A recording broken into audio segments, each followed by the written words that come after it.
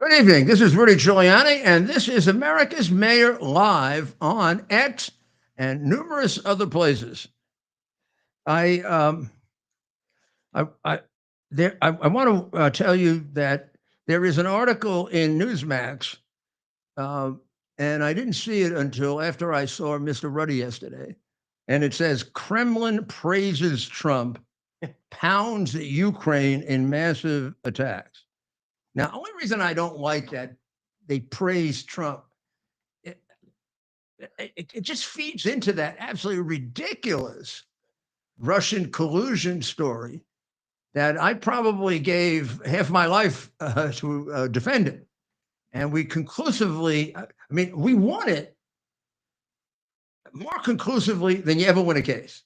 I mean, for example, in a criminal case, what you actually win, you almost never win that the person is innocent. You win that the person isn't guilty because the jury has to conclude beyond a reasonable doubt they did it. So there might be a lot of reasons they did it, but that doesn't get to reasonable doubt. In this case, we have conclusive evidence from the hard drive that it was made up, Russian collusion, wasn't even just a mistake, which for the longest time when I represented them, we thought it was. It was made up and paid for by Hillary Clinton with the absolute connivance of Brennan and the 51 spies who lied and Prince Obama and Witless Joe and the whole group of them. And it's almost as if it doesn't matter. They concluded before the election that it wasn't true. The FBI investigated it. There is a tape recording, not me, Mr. Strzok calling his mistress and saying, after the report, the report is either classified or sealed at this point. He's not supposed to tell her because she was a lower level of the FBI than he was. But when these affairs take place, very often confidentiality is breached, right? So he calls her, Ms. Page, and he says very cryptically something like, "It's over." And she understands that means they didn't find any evidence that Trump was colluding with the Russians. But he says, "Don't worry." Oh, and she says, "Does that mean he's going to win?" And he says, "Well, don't worry, we have insurance." So at the time when that first came out, people thought there were other things they were going to do. The insurance was just a very, very boldly, just go ahead with it, even though they had proven it was untrue. And they knew it was purchased. And it was a work of fiction. It was like a novel, right? And they went ahead with it, and they went ahead with it anyway. And that people yawn at that. That we will be the great country we used to be. When we hear something like that, we're shocked. We're shocked that a high official of the government would pay money to frame someone else to try to convict them of a crime they didn't commit. Maybe it's because I was a prosecutor, but I consider that one of the worst things you can do. Certainly is a crime against our entire system when you do that. But even conservatives don't react to that the way they should. That could be one of the most serious traitorous acts in the history of our republic.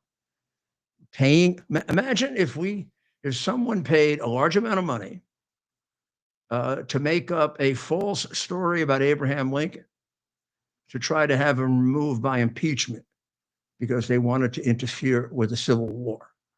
That would be one of the greatest scandals in American history, correct? Well, that's what they did. And who knows, hundreds of people knew it. Almost all the people I was questioning knew it. I didn't know it. The president didn't know it. Jay Sekulow, my co-counsel, didn't know it. And then it took years for Republicans to believe it. I'm not sure Republicans still believe it because there's something wrong with some Republicans. Well, I have to say, and let's see if Ted agrees with this. They are contesting his nominations. but it's nothing like what they did last time. The whole reaction to Trump this time is ridiculous, childish, immature fear on the part of some of those people who went to Europe, or two of them went to Italy. But it's not the same thing. When he won the first time, many of the schools had rooms where the children had to go, like it was a cry room, like it was the Battle of Britain or something. Yeah, 100%, 100%. I would like to know who all those kids are, because I would never hire them for a sensitive government job. I would not have wanted to have those kids around me on September 11th. Oh my gosh. 20 years later or 30 years later, having to make decisions under threat that they might be dying. But what are we going to do? Set up a little fear room for them? Gee, I'm sorry, we're going to call off the attack. Gee, stop attacking us so you can go talk to the psychiatrist. It's absurd. And you're right, Mayor. We're seeing a lot less pushback. A lot of these senators, look, a lot of them are remaining quiet on some of these hicks. Now, I hope I'm not fooling myself. The real test will be, first of all, January 6th, when they try to recreate the insurrection that they brought about on January 6th, 4 years ago. I think, but this time it's going to be hard for them to blame it on us. I hope we're not stupid enough to get involved with them. Look, they tried to make it untenable to support President Trump in polite society, really in public at all. Back in 2016, they tried it again in 2020. It worked to a degree. That's what January 6th was half about. I mean, there are many, many people who love President Trump and admire him, but there are many who have given up on him. That's right. Not personally, but some out of anger to him because they bought it. Yeah. Some who knew it was manufactured, but thought it was manufactured so well he'd never get out of it. Peer pressure. They were afraid, and they weren't willing to stand up for. I just knew one or two things were going to happen.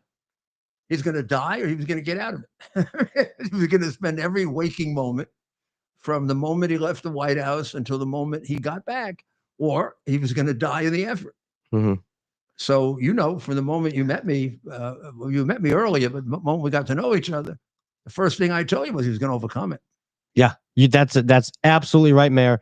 Of course, I met you. I didn't think it'd be easy because the stakes were so high. There were times I was emotionally afraid that he wouldn't, including right up to Election Day, because that's right. There was too much riding on this election. We never should have so much riding on it. And damn it, after that 2020 election, after Election Day, you could expect anything. And they made it so immediately, right? They squashed and they quashed anyone that was even raising concerns about what was going on with that election. You came into that campaign office, Mayor. I don't know if that was a few days after. It was a day after. Day after. You come in there, I'm like, yo, this is the guy I want to ride with, because you had people in there, not all, right? A lot of folks they were checked out. Or some of them had given up weeks before the election. Yeah, they had given up on President Trump about 4 weeks before the election. They concluded that Biden was going to win, which becomes a self-fulfilling prophecy, of course. But then completely, nope. On a small level, they're still doing the same crooked things they've always done. They're trying to do a Kavanaugh to Pete Hegseth. And at first it looked like it was going to work. Then Pete got a lot of people to defend him. I guess maybe the worst one was the one where they said he lied about ever applying to and turning down the military academy. And of course, the military academy confirmed that. And then it turned out to be what I would call a damn lie. Now, it could be the military academy just making a mistake. They don't make many mistakes. I know the military academy much better than I know most institutions. It was in my district when I was U.S. attorney. I prosecuted all of their cases. I was a guest lecturer, and I went to any number of football games. And they are very, very careful. I would call them obsessively compulsive. So I'm just going to have to, using my prosecutor's mind, say that this was an attempt to so you get a quick punch in. It's quite clear that he was offered a seat in the class, and he luckily had the letter, produced it, and then they said, "Ooh, we're not supposed to lie at West Point." Yes, yes, yes. He applied. Uh, don't ever discount the ability of the American military industrial complex to lie in order to save for itself the enormous amounts of money that it makes. I am an extraordinarily big supporter of higher military budgets. I'm also an extraordinarily big supporter of cutting most of these contracts in half. That's right. There's just way too much graft and lobbying money and entertainment money and just straight out cash in these contracts. Remember, the Foreign Corrupt Practices Act, which makes it a crime for an American to offer a bribe anywhere in the world, which I think may very well be unconstitutional, was passed because of the criminality of the American military industrial complex in the 1960s and 70s. They would offer bribes in countries that were friendly, countries that were enemies, countries that didn't even exist. It was so bad that Congress, after years and years of trying to avoid it, because they get so much, they call it campaign money, but all sorts of trips, gifts, that they wouldn't vote for it until it became politically just not feasible not to. So you can be an extraordinarily big supporter of the military to the point of even excessive, which I consider myself, but you could also be just as strong a critic of the American military industrial complex, as along with the pharmaceutical industry, two of the most corrupt institutions in America that have an impact on our national health and security. They're not just, oh, gee, cars cost more, lives get lost. Well, that's what they're doing to Pete. And they're not done, Mayor. They're also, the one where they say that he had non-consensual sex with the young woman. There are pictures of them holding hands and hugging going into the room. And she didn't tell her husband for 3 days. And during the course of the rape, she had 2 conversations with her husband. Now, I prosecuted rape cases.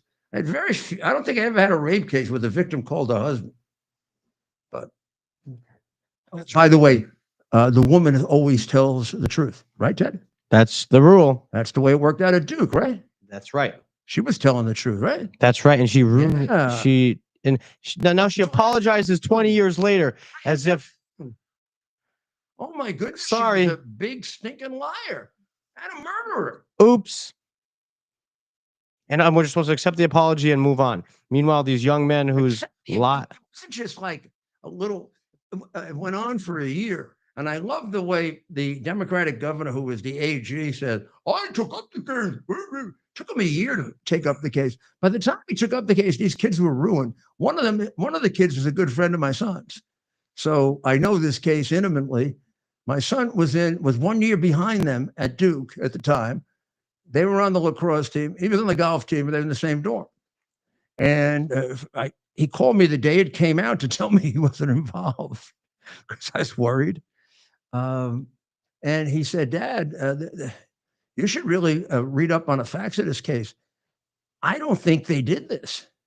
This is weird. She apparently, the other girl who was there stripping had a big fight with her because she was knocked down, drugged or inebriated. She fell asleep. She was supposed to strip, but she fell asleep. That's right. Well, let's hear. This is Crystal Magnum. I believe this is late last week, admitting. And that was wrong. The whole thing. And I testified falsely against them by saying that they raped me when they didn't. And that was wrong. And I betrayed the trust of a lot of other people who believed in me.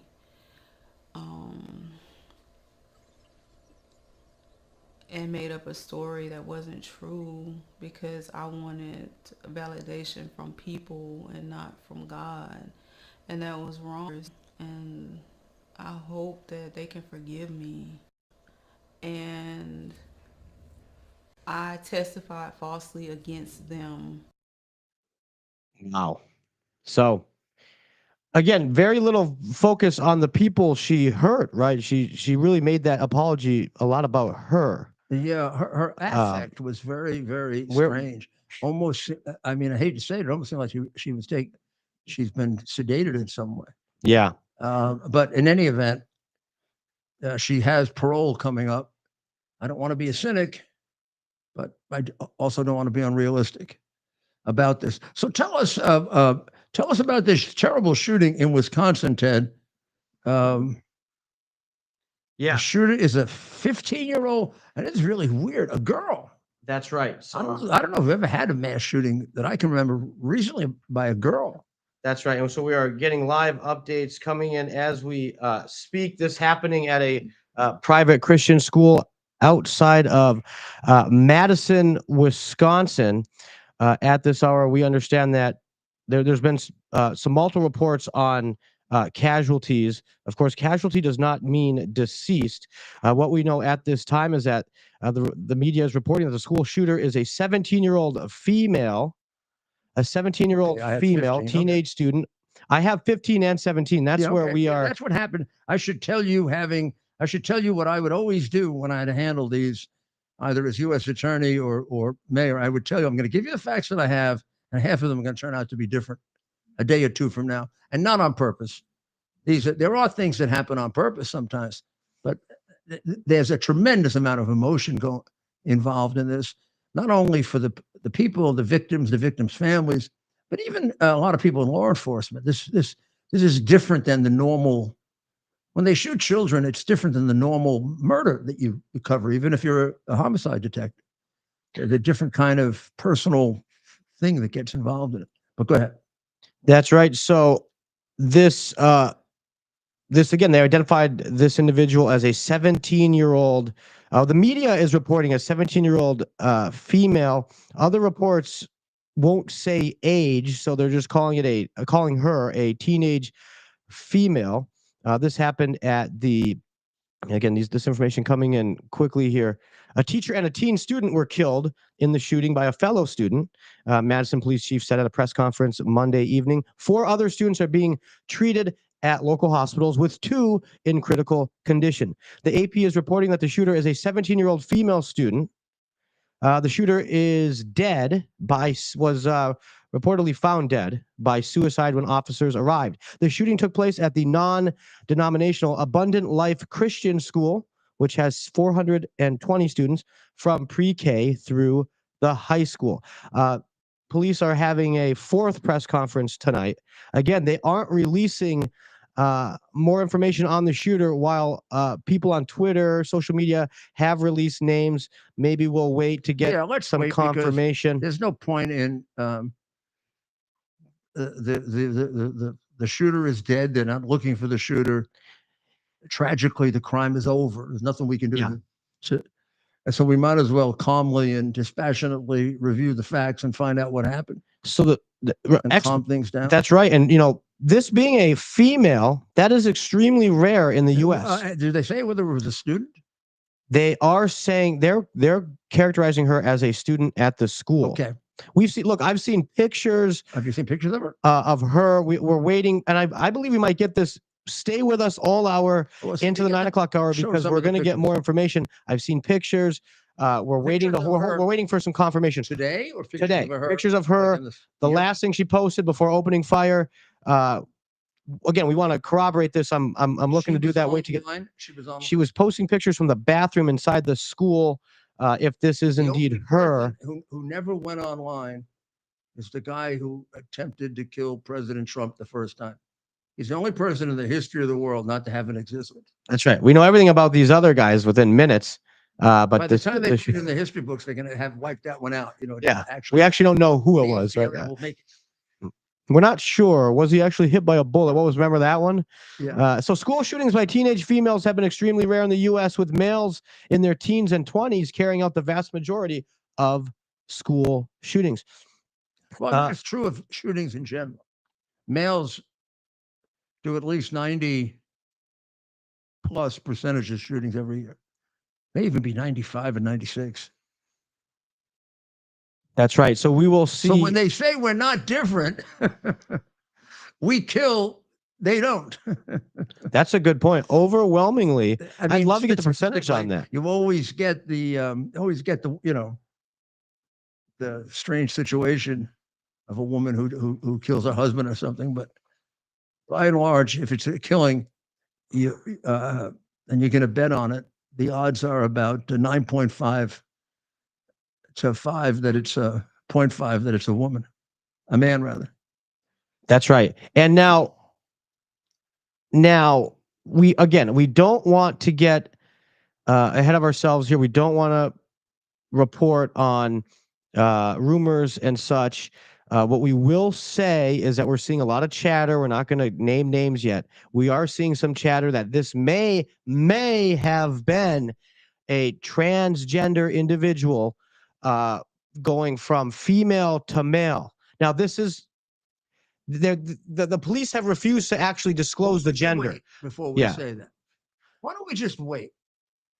We're not naming names. We don't have an because I have no desire to blame this in any way on transgender people. But I do have a desire to point out if it's suppressed, and therefore they're treated differently than others, and therefore the public doesn't get the right information about the tremendous effect on the psyche of going through something like that. So let's keep our mouths shut until we know what we're talking about. Sure. Well, let's hear from police. But I mean, that there was that one was that in Tennessee, Ted, or Kentucky, where the person had had written the memoir. That was Tennessee. The manifesto. That's right. And they covered up the manifesto for 6 months. And then even when it came out, they covered it up. And it was one of those situations. Yeah. Let's hear from the police chief in Madison. Never fired their weapons. That is correct. Correct. Let's follow that one question. I don't know if it's a male or female, but the police department did not fire their weapons. Thank you. Never fired their weapons. That is correct. Yeah, that could have just been early. So we'll wait. Look, you're right, Mayor. We don't want to get ahead of the reports here. Very close to Milwaukee. That's right. Madison is the state capital, home of the University of Wisconsin. Second biggest city? I would say probably the second biggest city in the state. Not that the politics matter, but it's a very liberal city, home of University of Wisconsin, as well as the state capital. And about an hour and some change from Milwaukee. It's also heavily Democratic, like Milwaukee, and the rest of the state is pretty much Republican, right? Well, Milwaukee and Madison would be the liberal Democrat strongholds, and the rest of the state's pretty Republican, similar to places like Michigan, right, where Detroit and Ann Arbor. Spent a lot of time investigating polling places in Madison. I remember. You did, and you were friends with the great Tommy Thompson. Tommy Thompson ran against me when I ran for president and endorsed me. And I loved Governor Tommy Thompson as a kid for some reason, right? I like this guy from Wisconsin. Tommy Thompson is someone that I stole something from. Illegally. I don't do illegal things like the Democrats say I do. Well, you took his welfare to work program and took it from a Midwestern state and applied it to the he says that to largest city in the world. Yeah. He says, yeah, I did it in Wisconsin, but he did it in a place bigger than a country. What it was when welfare welfare is much worse now. You should know that. We have much higher levels of dependency now than we did then. But people like me and Tommy Thompson and any number of Republicans would have believed then we were at a level of dependency that really makes us no different than a socialist state. In New York, for example, 1 out of every 8 people was on welfare. And we had 1.2 million people on welfare. and all predictions were we were going to go to 1.5. We had a population of 8.1. And it was becoming a disaster. You could foresee what happened. So when I became mayor, I spent a lot of time studying all the different issues. And I met with Tommy Thompson, who was carrying out this wonderful program in Wisconsin in which he was moving people, not just off welfare, but he was using the state to help find jobs for them. State jobs as a last resort, private jobs as the optimum. So I said, do you mind if I copy it? And he warned me, as did some others, about the broken windows theory, which had been used in other places. It might not work in New York. 9 out of 10 of my advisors said it won't work in New York, too big and too corrupt. Our welfare system is too corrupt. I said, well, I tell you what, we'll fix it first and then we'll put it in. So it turned out that we had any number of people on welfare 2, 3, 4, 5, and 6 times. When I say any number, the district attorney brought a case against 70. Probably it was more in the thousands, but he picked out 70 really terrible violators, including people who work for our police department. And the other district attorneys did. That's when we had district attorneys who prosecuted criminals, not people running for president to try to stop them, like this criminal that we have as a DA now, Bragg. And so I said, I'm just going to try it. And we did a lot of research, and we found out there's a New York law that requires people on welfare to work part-time if they can't get a job themselves. So we tried to help them get a job. And if they didn't, they couldn't get their welfare unless they came in and reported for work for the New York City Department of Education, Sanitation, Parks. Eventually, we had 40,000 people working for the city of New York in the welfare program. They did actually good work. They kept the city clean. They kept the city much better organized. They learned job skills. And the single most important thing that I did for them was I rebuilt the work ethic for them. Many of these people didn't know what the work ethic was. They had grown up in the 2nd or 3rd generation of not seeing anybody in their family work. So you go reflect on where you learned the work ethic. They never learned it. And if you give it to them and they embrace it, they can take care of themselves eventually, in most cases, rather than most cases just going right to the government. And end result, we went from 1.2 million people on welfare to 500,000. And at least 500,000 of them had jobs, and about 100 or 200,000 went to New Jersey, I guess. They went somewhere, but they weren't in New York anymore. And that's what's missing now. And it was Tommy's program that was the genesis of it. And even his director we took from him after a while, who did it for us. So we're going to come back and we're going to have a guest. A special guest who can fill us in on the drone situation and then the completely confusing drone situation, and also on the jeopardy that's now being created for people in the insurance industry. That's right. And CEOs across the country. Well, we'll be right back.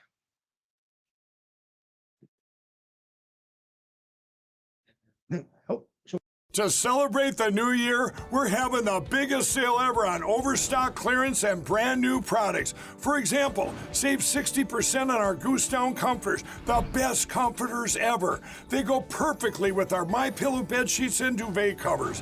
Save 25% on our brand new kitchen towels. They're made with the same technology as our famous My Towels. Our initial quantities are extremely low, so get them now before they go. Our seasonal flannel sheets are finally in. You save up to 50% and they sell out fast every year, so order now. They're truly the best flannel sheets you'll ever sleep on. Or save up to 80% on all our clearance items.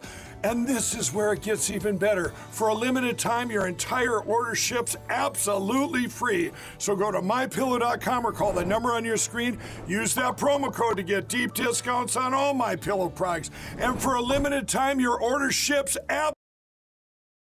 Are you ready for some action? I'm ready for action. Get the Elite TV plan only through the portal, 218 channels, and it's only $69.95 a month, Wow. including your free portal. That's cheaper than everyone else. Your favorite sports, movies, news, Wow. even daytime dramas. We're talking about ESPN, OAN, Newsmax, Wow. channels you can't get anymore in certain areas. Compared to the competition, this is a way better deal. Endless selection. Not to mention all the free music channels. There's over 700 premium and classic movies all ready to go. Wow. Plus, they got catch-up TV that allows you to go back and watch what you've missed or want to watch again. Cut your cable in half and get twice as much for free. Way more channels for half the cost. After the first year, the subscription then drops to $57.95 monthly, Wow. where you change or upgrade anytime. Go to QUXNow.com and get yours today. Use promo code RUDY.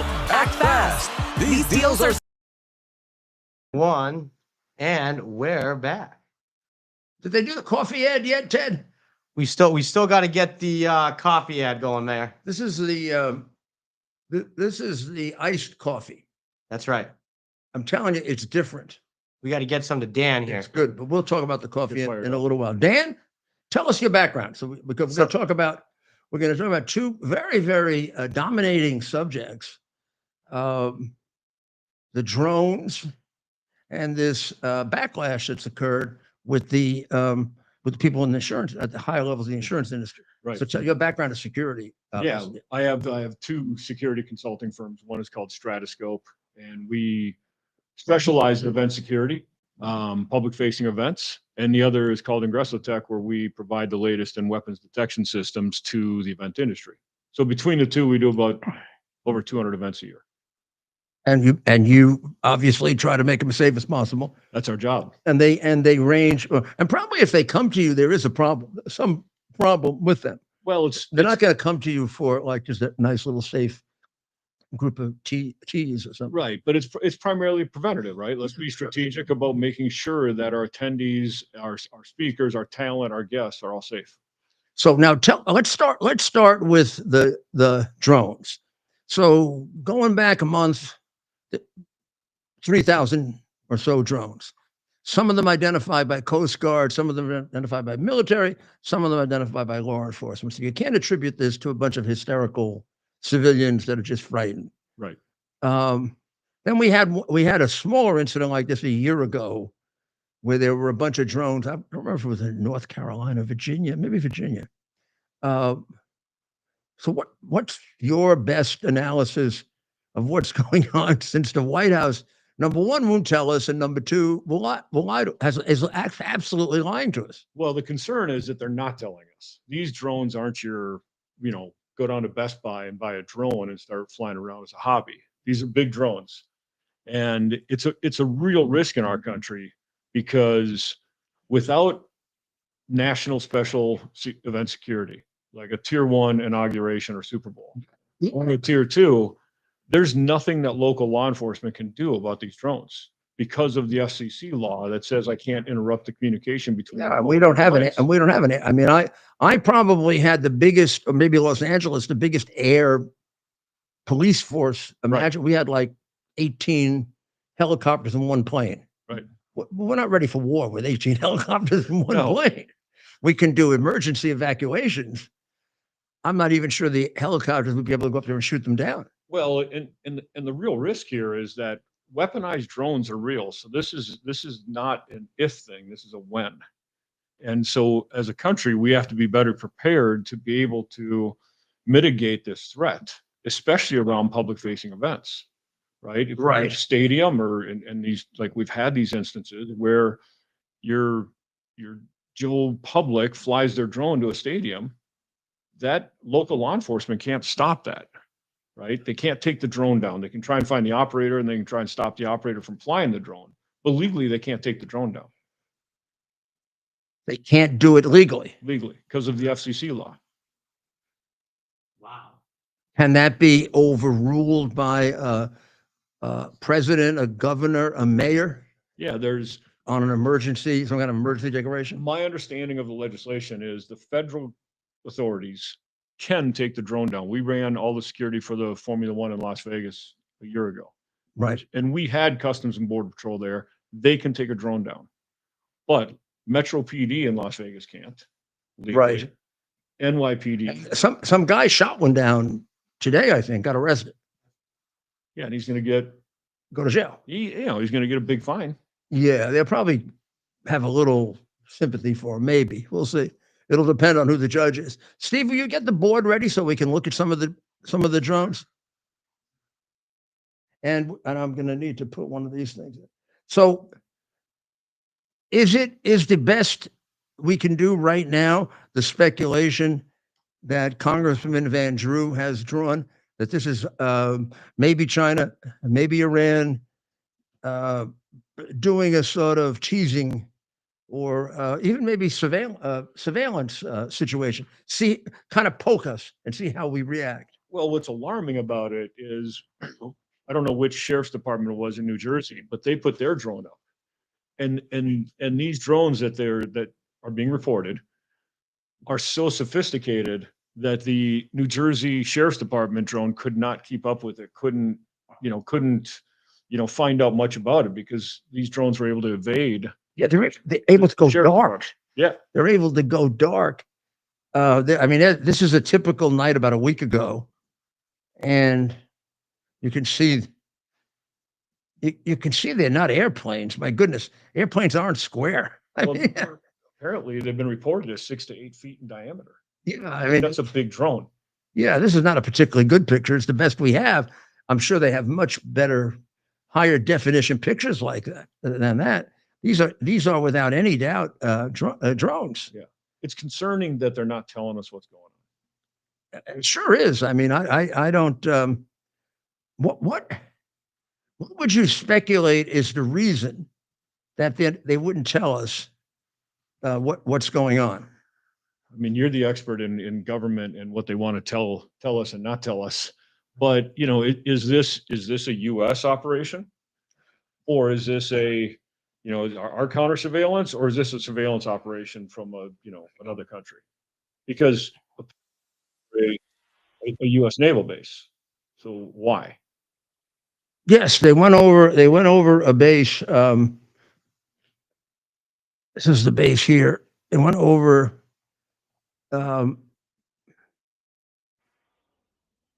Picatinny Arsenal, Yeah. which has a tremendous amount of ammunition, guns. Some reports said it has 90% of the U.S. facility, which doesn't make sense to me. It must mean we couldn't possibly have 90% of our weapons in one place. I wouldn't think so. Unless Biden is really as stupid as I think. But it must mean in some category. Yeah. But in any event, they actually do defensive drone work here. They have a contract with a company to develop a defensive drone, which is pretty sophisticated. Right. So it's a little bit of a coincidence that a bunch of drones have flown over a place that's building drones to shoot down drones. I mean, but we have to, right? Because we've got the ability to take drones down. Reportedly, some of those abilities that we would normally deploy, that Customs Border Patrol would deploy, are not able to do it with these drones. Now, right in here is the MetLife Stadium. Right.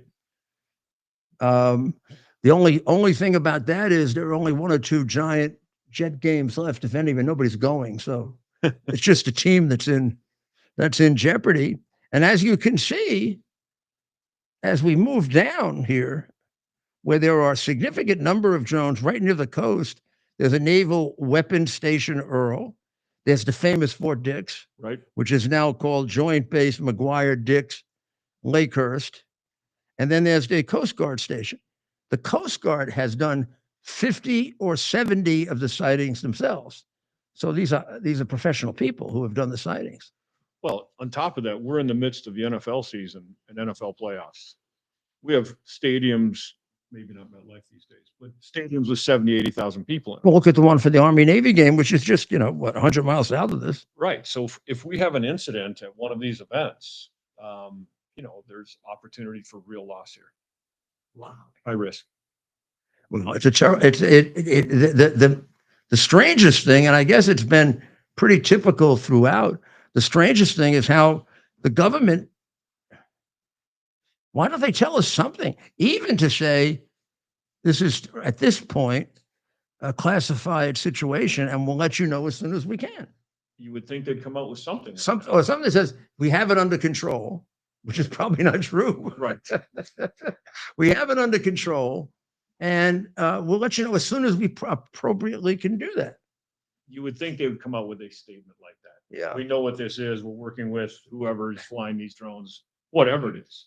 But you're not testing over a populated area like New Jersey. I don't see why we would do this. So Right. we would send out a few drones Right. to do surveillance, not. You'd be out in the desert testing. Yeah.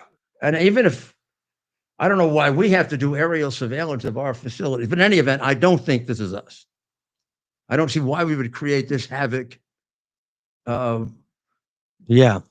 Doesn't, And it would seem to me if it was, all we'd have to say is we're doing a testing mission. Even if we're looking for something in particular, we don't have to say that. But in any event, we'll eventually find out the day after Trump gets in. Yeah. But the other big point on this is we've been, the industry, the NFL, stadiums, the sport and entertainment industry has been working with lawmakers to change this FCC law so that local law enforcement can act and mitigate this possible. That's good. I think that's part of what's going to happen in general. Speaking of security in the Trump administration, you see that Tom Homan is going to use the sheriffs to round up the illegals. That's very, very smart. I all my life in law enforcement, I've been on the federal side, except when I was mayor, but I've always been a clear advocate of local law enforcement. There are 15,000 FBI agents. When I was mayor, there were 41,000 New York City police officers. Right. Now, unfortunately, with the defunding of the police, which happened in New York, Yep. $1 billion defunding, there were only 35,000. But that's still much larger than the FBI, much larger than the Secret Service. Now we put all the uniformed police together, we're getting to 1 million. That's a lot of people that can be utilized. And the sheriffs, I know a lot of them and have talked to them about, they're enormously excited about this. This is a great new, you know how law enforcement people are. They Right. have high morale. They'll do a good job. Of course they will. And the federal government will be able to deal with investigations. And so now let's get to the second. The second one was the extraordinarily cold-blooded killing of Mr. Brian Thompson. Brian Thompson, right? 6:45 in the morning, right in the middle of Manhattan. Right. Headed to the Hilton Hotel for a board or similar kind of meeting. This guy pops out of nowhere, shoots and kills him, and we find out comes from a very rich family.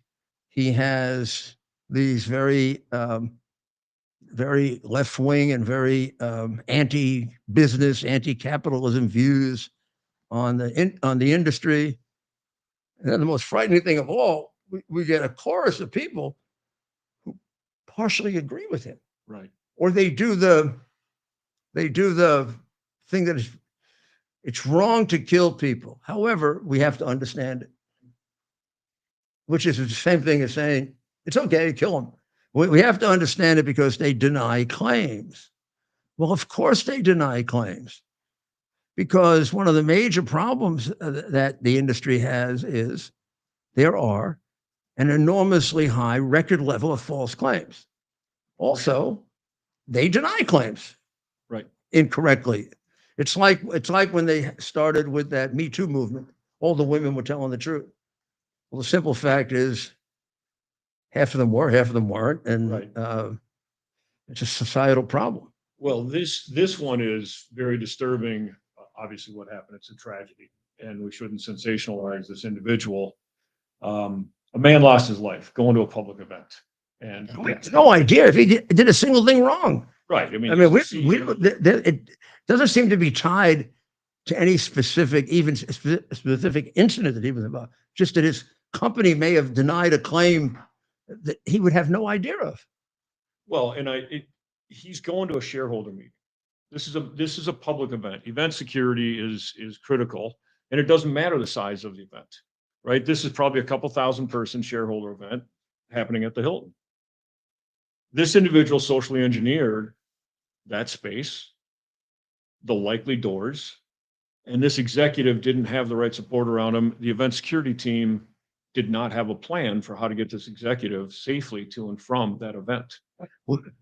Ken, wouldn't it if there was a fair degree of notice or suspicion? Yeah, you I mean, obviously you want to base things on risk and threat. But in today's world, your traditional risk assessment is kind of out the window.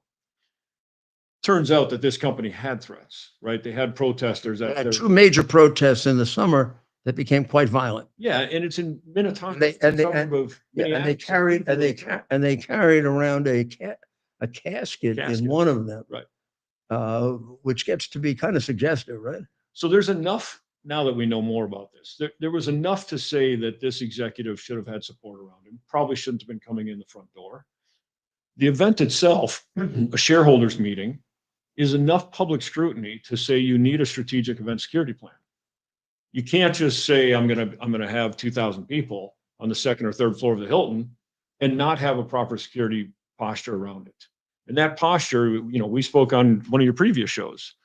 Today's event security professionals looking at more than the perimeter that they're defending. They're having to look at outside of that perimeter because sidewalks, streets, paths of. So there might very well have been some kind of a old-fashioned perimeter or internal security for the event that the Hilton would require. Sure. But a lot of them wouldn't think of, we got to protect the executives, except for the fact that they were a little different than the ordinary most companies don't have a demonstration like that. Right. You would have thought the day that happened, somebody would have said, we got to step, and you've had, this is your business.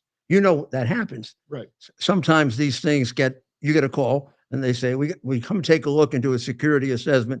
We just had this incident. We got to step up our security. Right. And it's surprising they didn't do that. Well, a lot of what we're finding out, what we've known, but it's coming to more light. There's a lot of C-suite that don't want that level of protection. I know. I don't want to walk around with a bodyguard, et cetera. That's fine until you're going to a public facing event, right? Then you have to have, I don't need a SWAT team to get you from your hotel to a back of house entrance and up to the event space, but I do need a plan. Yeah. One guy walking a little behind him exactly might very well have, because he waited until he was on 50, it was in between 52nd and 53rd on 6th Avenue. And which of course is Avenue of the Americas. Right. But since it was 6th Avenue 60 years ago, I still call it 6th Avenue. So midway through the block, he must have come out from in between a car. Yeah, he was hiding behind the car. And when the guy passed him, he came in immediately and shot him in the back. Correct. We're playing the video here. And then and the guy ran, and then his gun jammed, so he got a little delay. Just a graphic warning. Some may find this disturbing. We have the video here. This is the that's on Avenue of the shooting right now, on 6th Avenue. And it's going to restart here in a See second. him come in. We're going to see him come into the shot. That's him running away. That's actually. Okay. Here he is. Yeah, that's it right there. Notice that guy run away. Yeah. But that was not Daniel Pennick. The point here is, even if he had a detail with him, we provide executive support to the talent or the executives that are coming to our events. If the guy wasn't right behind him, you're not stopping that first shot. You're probably stopping the second and third. Well, and we don't know which one killed him, or at least I don't. Right. Because now it jams, and then he goes in closer. Notice how calmly he does that too. Shoots him, and now he actually rather expertly fixes the gun, doesn't get panicked. Well, he racks it on every shot. Yeah. And then it jams. But look how slowly he's walking and deliberately. And then he gets there and then he takes off. He starts to run. But in reality, There he goes. Mr. Thompson should have been escorted, and he should have been escorted to a back of house location, not a public facing. And there should have been people around him. And And even if they got off the first shot, they would have downed him after. and if you had presence outside that door, uniformed officer, Now, also, trained people. he was surveilling him Yes. because he had been up at the event Right. about a half hour before. He went up to the place that Thompson was going to go. Maybe he was thinking of shooting him there at first, Well, and and he probably knew he didn't have security. right, and not having the right personnel around the event, like this guy sticks out like a sore thumb. He doesn't look like a healthcare investor. No, I immediately looked at that. Ted will tell you because most of my experience are mafia hits, Right. and I said this guy's Old no, school. this guy is no professional hitman. No. First of all, you don't wear a big knapsack that you can identify. Second, if you do, you get rid of it immediately because that's what made it easy to spot him in the photographs. You see the knapsack running. You don't see him. You see the knapsack running. So if they had a plan in place with like teams like ours, he would have come up there early in the morning and someone would have said, "Hey, this guy looks out of place." We would have Yeah, identified who it. knows? He may have been doing it for a couple of days. Correct. Sounds like he was in the city for 10 days. I mean, he may have actually traced his steps the morning before, Right. not found an opportune time to do it. I think he says something in his manifesto about that. Right. So this is not a trained individual, but he socially engineered this. He figured out that the investor shareholder. He does know how to handle a gun. He clearly did. Yeah. But he figured out all the details. He figured out timing. He's hiding behind this car. If you had the right security posture around this event, they would have noticed that. Yeah. Right? They would have deterred him from taking this action. He probably would have said, "Not today." If the event had the right posture around it, the right professionals around, and this isn't just about adding NYPD. So Hinckley, who shot President Reagan, attempted twice to kill Jimmy Carter. He really wasn't after Reagan. He was after a president to impress Jodie Foster. And at the end of Carter's term, he twice attempted to try to get into the crowd and couldn't. And then finally he succeeded with Reagan.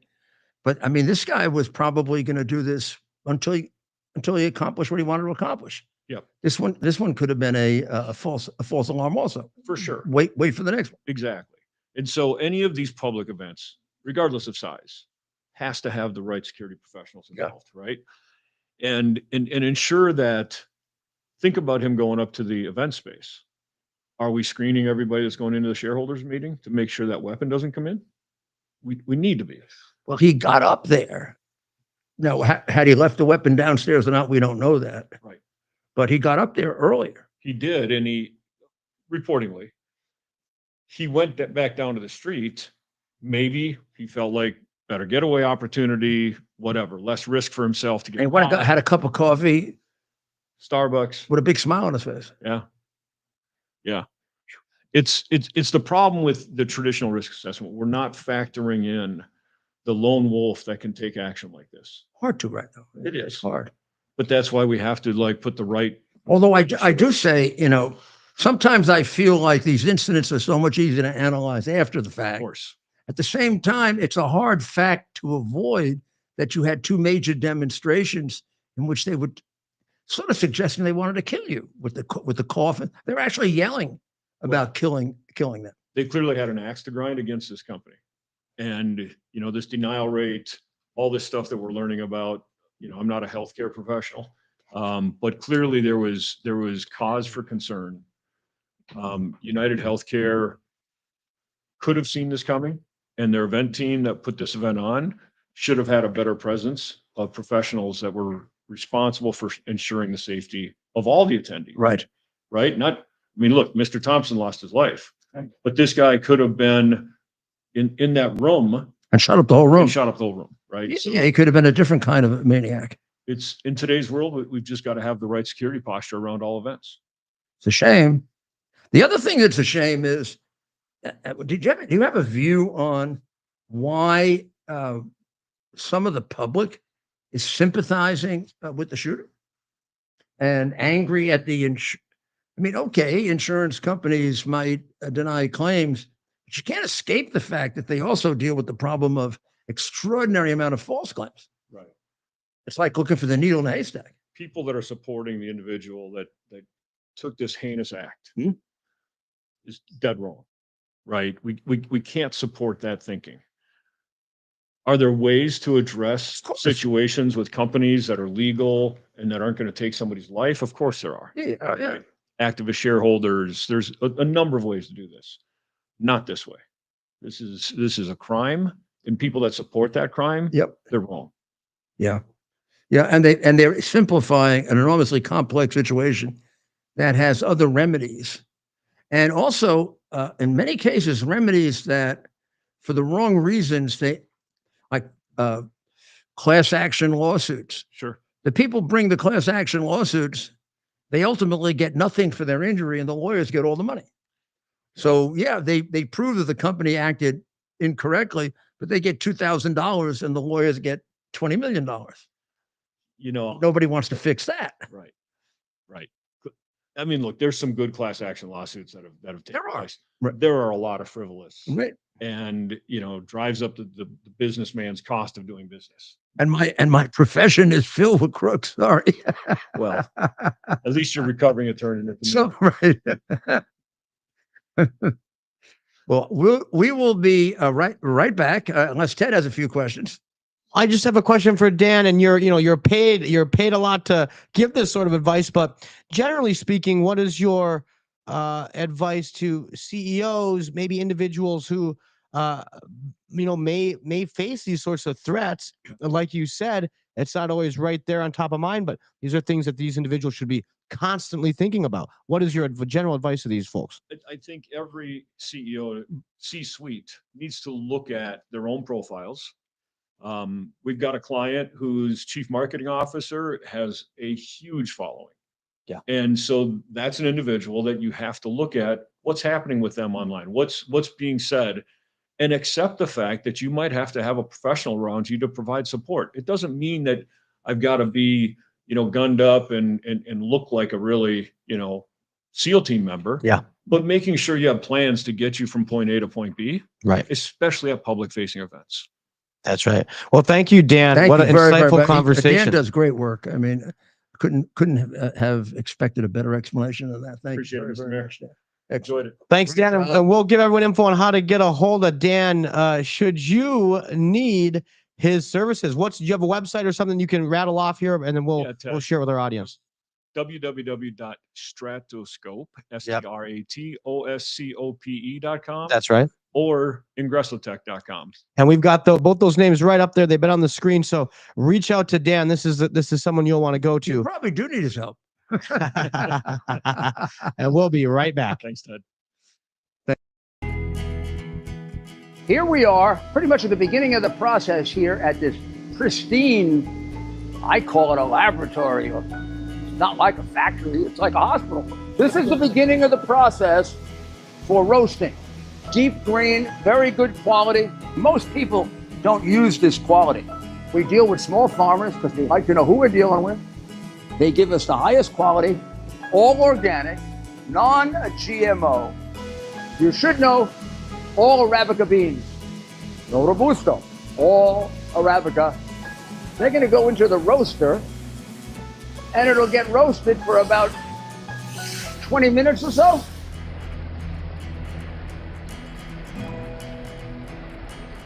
Oh my goodness, look at these.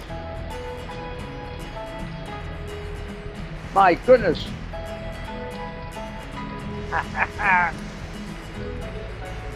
You're going to want to specially order these.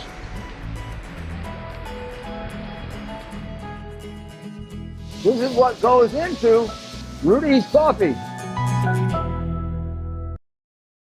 To celebrate the new year, we're having the biggest sale ever on overstock clearance and brand new products. For example, save 60% on our Goose Down comforters, the best comforters ever. They go perfectly with our MyPillow bed sheets and duvet covers. Save 25% on our brand new kitchen towels. They're made with the same technology as our famous My Towels. Our initial quantities are extremely low, so get them now before they go. Our seasonal flannel sheets are finally in. You save up to 50% and they sell out fast every year, so order now. They're truly the best flannel sheets you'll ever sleep on.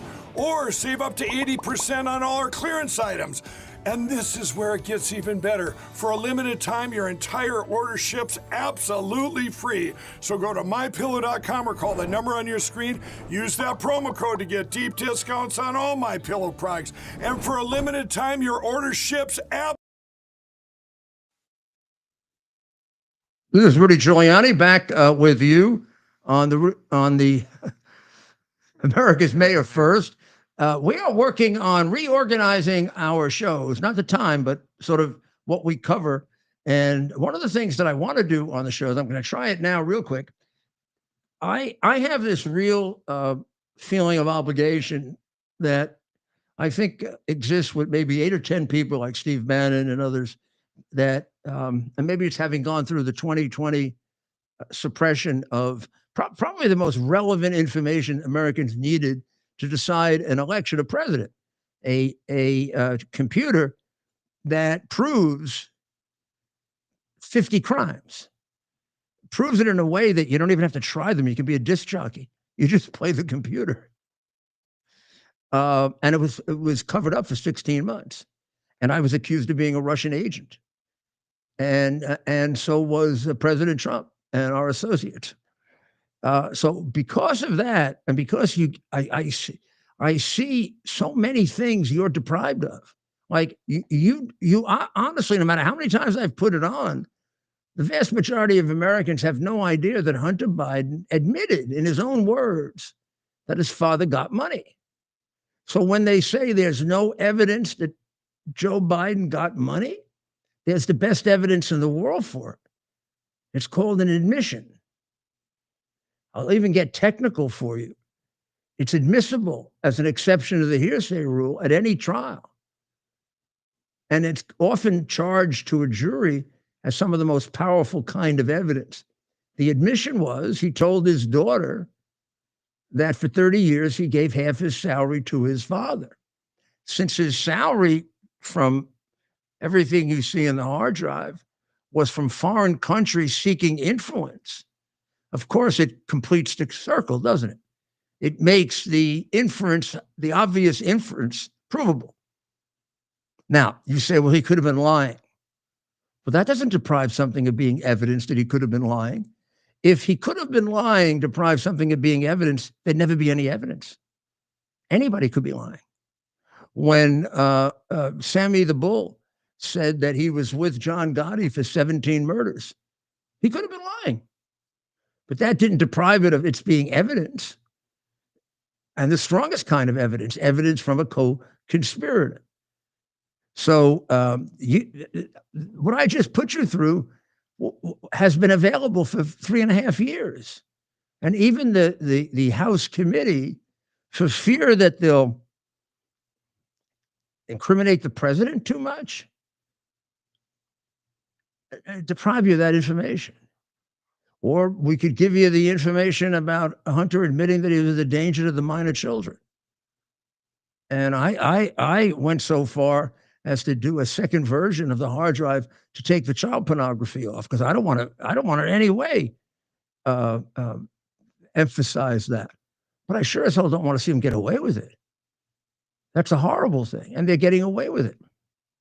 So what I want to do is I want to make sure you have the information that you need so you can vote properly, make decisions properly, and be a properly informed American. And you can fight off the brainwashing, which is severe, particularly coming from our schools and from our media. So here's information you may not get elsewhere. Remember, during over the last 2 years, Ted and I have been telling you that this particular group of illegal immigrants are disproportionately criminals. And the New York Times and the left-wing fools have been saying there are more criminals among Native Americans or citizens of America than immigrants. Well, that's about as old as my grandfather. That was, and I shouldn't say that. That was true when I was U.S. attorney. We had 400,000 illegals in New York. They committed crimes. The people in New York committed crimes at a higher rate. There's a different group of immigrants, totally different. These are immigrants who came in, invited to come in by Joe Biden when he told them to surge to the border. They've come in numbers that are unprecedented. More of them came in during this period than in all of Ellis Island. And Ellis Island has existed for 60 years. Ellis Island took in 12 million people. We just took in 15. Ellis Island did it over 60 years. We did it in 3.5. Ellis Island carefully vetted everyone who came in. We didn't vet these people at all. What that does is it tends to draw more criminals, because now the criminal elements who have a desire to get people into the United States now have no obstacle at all. And they know it's going to stop at some point. So they take advantage of this opportunity to get as many in here as possible. If China didn't take advantage of this to get an unprecedented number of spies in this country, we got nothing to worry about. China is so stupid, they'll never be an adversary. If the Mexican cartels didn't take advantage of this in order to bring fentanyl in over the parts of the border that aren't observed at all. So the reality is, we honestly have no idea how many people came in. We can count 12 to 15 million. There are a whole bunch we never saw. And the ones we never saw are the most dangerous, because those are the ones who go to the cartels and say, like the Chinese who have been working with them for 20 years, we got a big shipment, there's $2 million in it for you. Nobody can see this. So they find a place between El Paso and someplace else that they have full control of, because we don't have, we don't secure the border points. We're not going to secure the other places. Probably if they were coming in, we'd help them carry the fentanyl in. Our border patrol has been turned into Rockefeller City escorts. They're not a border patrol. It's going to change with Homan, believe me. I think, have you watched him? That's real. I work with him. It is real. Remember when we started telling you they were bringing gangs in? This is the most remarkable development of an organized crime group I've ever seen. Trans-Daragua from Venezuela was virtually not existent in the United States when Donald Trump left the presidency. They had a little presence in Los Angeles prisons, none in New York. They now are located in 12 different states, including big presence in New York, big presence in Los Angeles. But they also like to have small outposts where they can hide things. Remember, they showed up in Aurora, Colorado, and Governor Feliz Navidad denied it. And the mayor of Denver, who's pretty close to a criminal, denied it. He's the one who's going to stand at the gates of the city. By the way, Denver doesn't have gates, but he's going to stand at the gates of the city. He's going to stop Tom Homan from coming in. I want you. Feliz Navidad. Feliz Navidad. Feliz.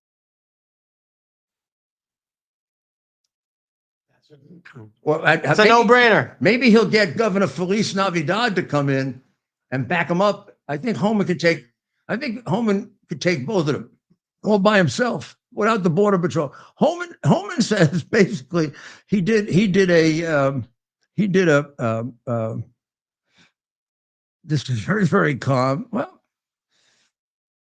I guess we'll have to arrest him. Yeah. I guess we'll have to arrest him.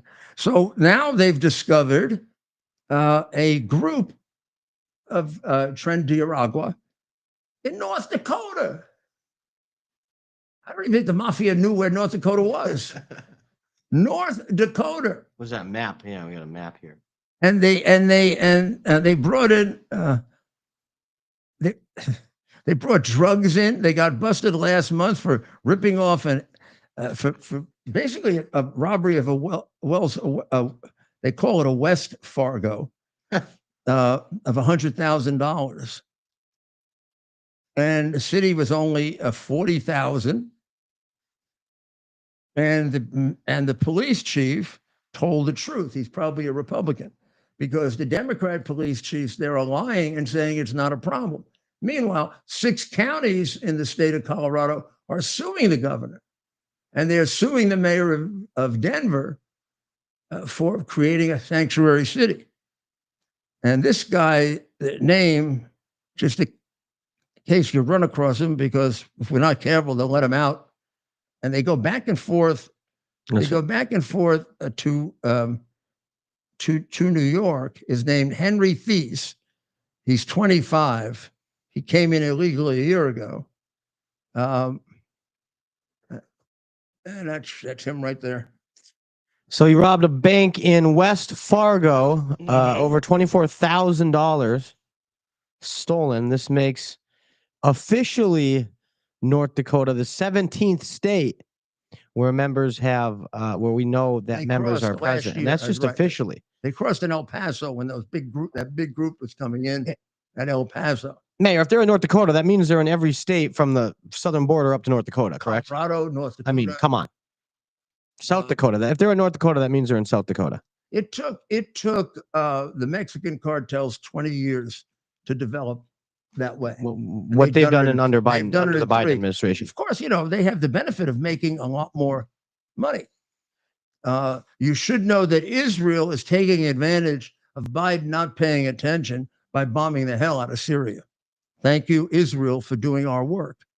That all those weapons there really are Iranian weapons that are also used to kill Americans. So really, Bibi should be paid, because to some extent, Biden has subcontracted the presidency to him. That's right. You should also know that absolutely nothing that Israel achieved would have been achieved if Biden had had his way. Biden advised Bibi right after the attack of October 7 to show to show restraint. Yeah, nuts. And he began talking about a ceasefire before Israel fired. Had Israel not gone in and decimated Hamas, decimated the leadership of Hezbollah, and actually shown that it can attack Iran, none of the things that have happened in what exposes Iran really as very, very weak would have happened. Now, Demented is taking advantage of it, but he advised exactly the opposite. There's a great article in the Wall Street Journal that I want you to read, because it makes the point that I make to you all the time, which is that the New York City judicial system, particularly in Manhattan, is completely crooked. It's dishonest and crooked. New York City now ranks number 2 on the American Tort Reform Foundation's annual list of judicial hellholes. Excessive legal costs in an eye-popping $89 billion last year for pain and suffering in cases where in most of America, according to the report, they would be laughed out of court. This is attributed to the enormous donations that the trial lawyers make, mostly to Democrats, but also to selective Republicans so they can buy them out.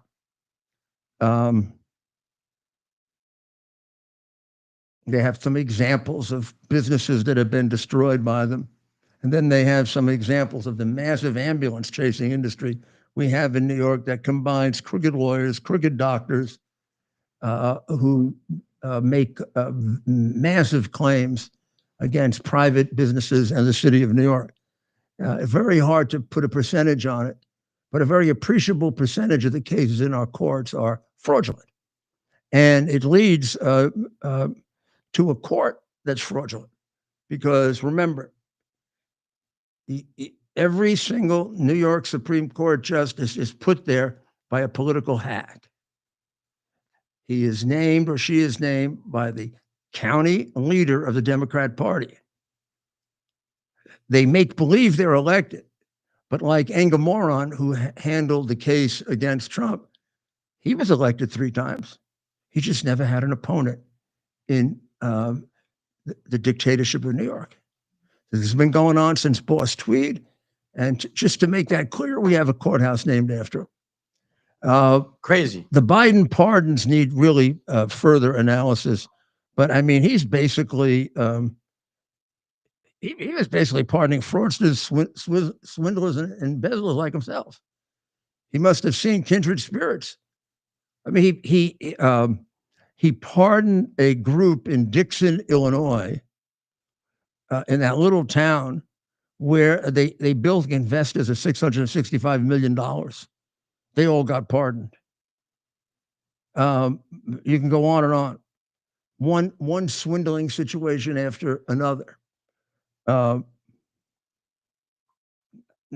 believe, and we'll see if I'm right, that he did that. Those are the most pardons any president gave in one day. And he did very carefully give them to people that we wouldn't know about. You got to go study these cases. They do include pedophiles. He considers pedophilia a nonviolent crime. That could be a family problem. I know of what I speak because I've seen all the pictures. That could be a family problem. Hardening pedophilia? Isn't it, last time I checked, isn't it an incurable lifetime illness?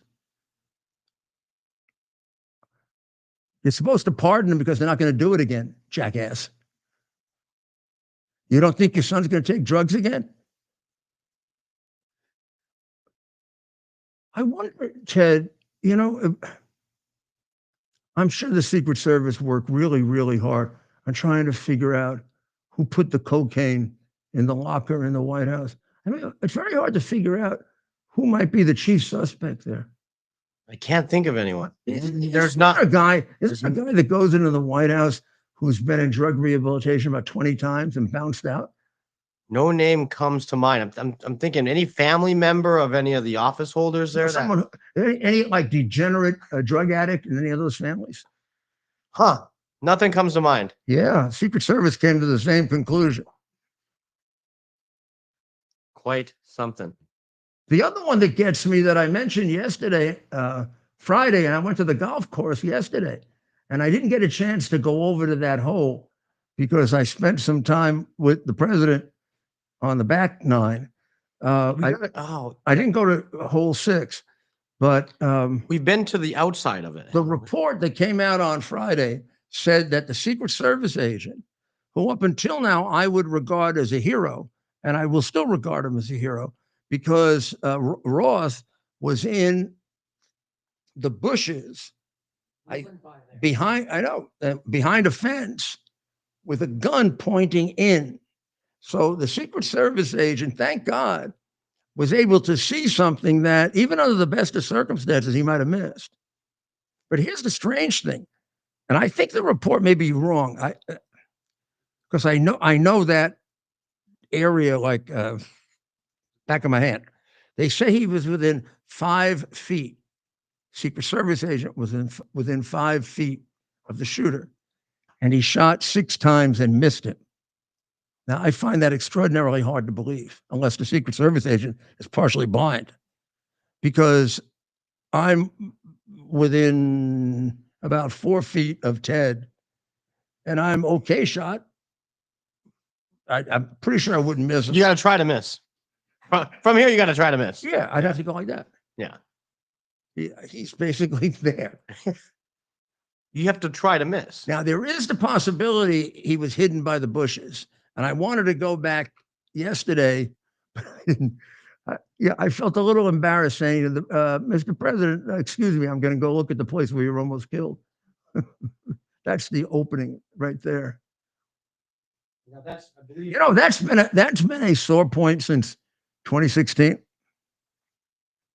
That is we should have talked to our guest about that. That's the subject that's caused by not having perimeter security. Ah, Dan would have been good on that. That guy would have been caught with perimeter security. That's right. So we're going to be back with a couple of guests, and we'll see where the conversation takes us. All right. We got a coming up after the break. We are going to have a body language expert, specifically when it comes We're going to to start getting very stiff. lying. So we'll be right back with some fun and very special guests in 60 seconds. To celebrate the new year, we're having the biggest sale ever on overstock clearance and brand new products. For example, save 60% on our Goose Down comforters, the best comforters ever. They go perfectly with our MyPillow bed sheets and duvet covers. Save 25% on our brand new kitchen towels. They're made with the same technology as our famous My Towels. Our initial quantities are extremely low, so get them now before they go. Our seasonal flannel sheets are finally in. You save up to 50% and they sell out fast every year, so order now. They're truly the best flannel sheets you'll ever sleep on. Or save up to 80% on all our clearance items. And this is where it gets even better. For a limited time, your entire order ships absolutely free. So go to mypillow.com or call the number on your screen. Use that promo code to get deep discounts on all MyPillow products. And for a limited time, your order Here we are, pretty much at the beginning of the process here at this pristine, I call it a laboratory. It's not like a factory, it's like a hospital.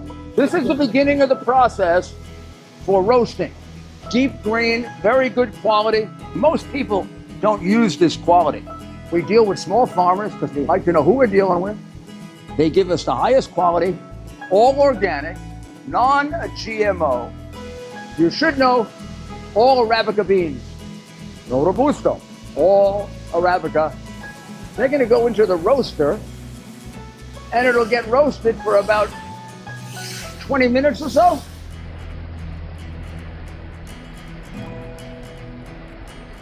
Oh my goodness, look at these. My goodness.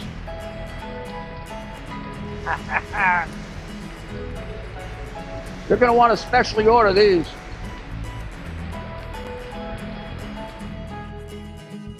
This is what goes into Rudy's coffee. Between about, And we're back. I'll tell you where.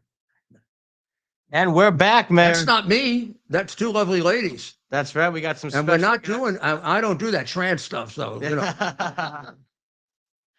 That's right, Mayor. We got some two very special guests, friend of the show. I am. Coming back, we got Ashley Wilson, superstar nurse extraordinaire and good friend of the show, also known as the MAGA meme queen, which I got to show you some of her memes. She's got I great see some of her memes. They're fabulous. And joining us this evening with our friend Ashley is another very special guest. We have Dr. Lillian Glass. One of her books. We got a check out her book. She's a body language expert. The body language expert. Don't be trying to lie around Dr. Glass. Don't be trying to tell us, first of all, doctor, there's so many things I want to ask you, but first of all, how did you get started doing this? And give us a couple of the applications of it, what you do with it. That's a great question. So this will get people kind of relevant to it. Started out basically as a speech pathologist, Mhm. teaching people how to communicate. I worked with actors and actresses getting their body language ready for movie roles, like Dustin Hoffman for Tootsie, taught him how to sound like a woman, worked with just so many celebrities. And then I started doing this in the media with politics and with criminal cases. And now one of the things I do is I work with attorneys as an expert witness. Oh, too bad. I work and I help them analyze deposition tapes as well as surveillance tapes. We had kind of an interesting case that happened recently where. So you look at somebody during a deposition. Uh-huh. And you'll say, telling the truth, not telling the truth. Exactly. I can't That's tell. part of it. Or yeah, telling the truth. But aren't people different in the way I mean, not everybody does the same thing. Well, there are many tells that you can determine, and you look at consistency. And sometimes, there's an instinct. Body language study is both an art and a science. So you have to have the science of it, but there's also an art to feeling it. And some of the applications are, I do it a lot in the media. They ask me what's going on in the election, for example. I did this During the debate? Newsweek. During Yes, the- I did I it wish we on had you Newsweek. during the debate. I did it Newsweek. I Particularly the did it in debate News with Nation. the debate with Camel, where she Yes. made all the faces. Oh, that was She made amazing. so many faces during. I It never was- saw. it I was- never. You're basically told. And I did many debates, including presidential debates, and I had a great teacher.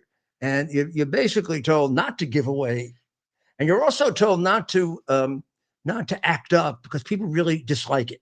Like Yeah. when if I'm debating you and you say something and I'm someone will go like that. You do that too often, and people start thinking you're a baby, you're immature. Right. But You're now silly. people are more authentic. They Right. really feel things. And that's what Trump did so well. He was so authentic when he communicated. Well, that's his plus and minus. Yeah, right? well, I think it's a plus. No, I think it's a plus too. But I mean, it's what with the people who love him, but the people who don't, he says the things that nobody else says. But that's That great. Yeah, I think need to be said. But absolutely. their version of it is he's insensitive.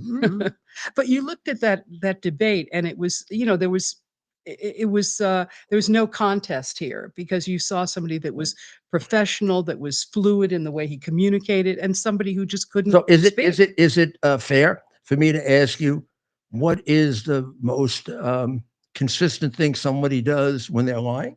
Yes, a lot of times they'll lick their lips, they'll blink a lot, they'll touch their nose, they'll scratch, because autonomic nervous system takes over. Oh. And so what happens is your body doesn't lie, and it really does leak out. So even though you think you've got it all together, you don't, because things come out. Do you believe that lie detector tests largely work? Well, I was pitted in so many talk shows. I've been pitted against reality shows, talk shows, pitted against this device, and it comes out the same, because basically you can tell more just by looking at a person. The lie detector just tells certain things, breathing, it tells just certain aspects. But what I look at is the content of what somebody says, the tone of their voice. I look at the facial language as well as the body language. So when you look at those 4 components, you have the whole picture. Now I use lie detectors a fair amount when I was a prosecutor, and the FBI uses them much more than the Yes. police department. They do. And I have seen them fooled. Mhm. But I've seen pathological liars. Yes. In fact, with some of the good examiners, they'll say, "I can't test this guy." Mhm.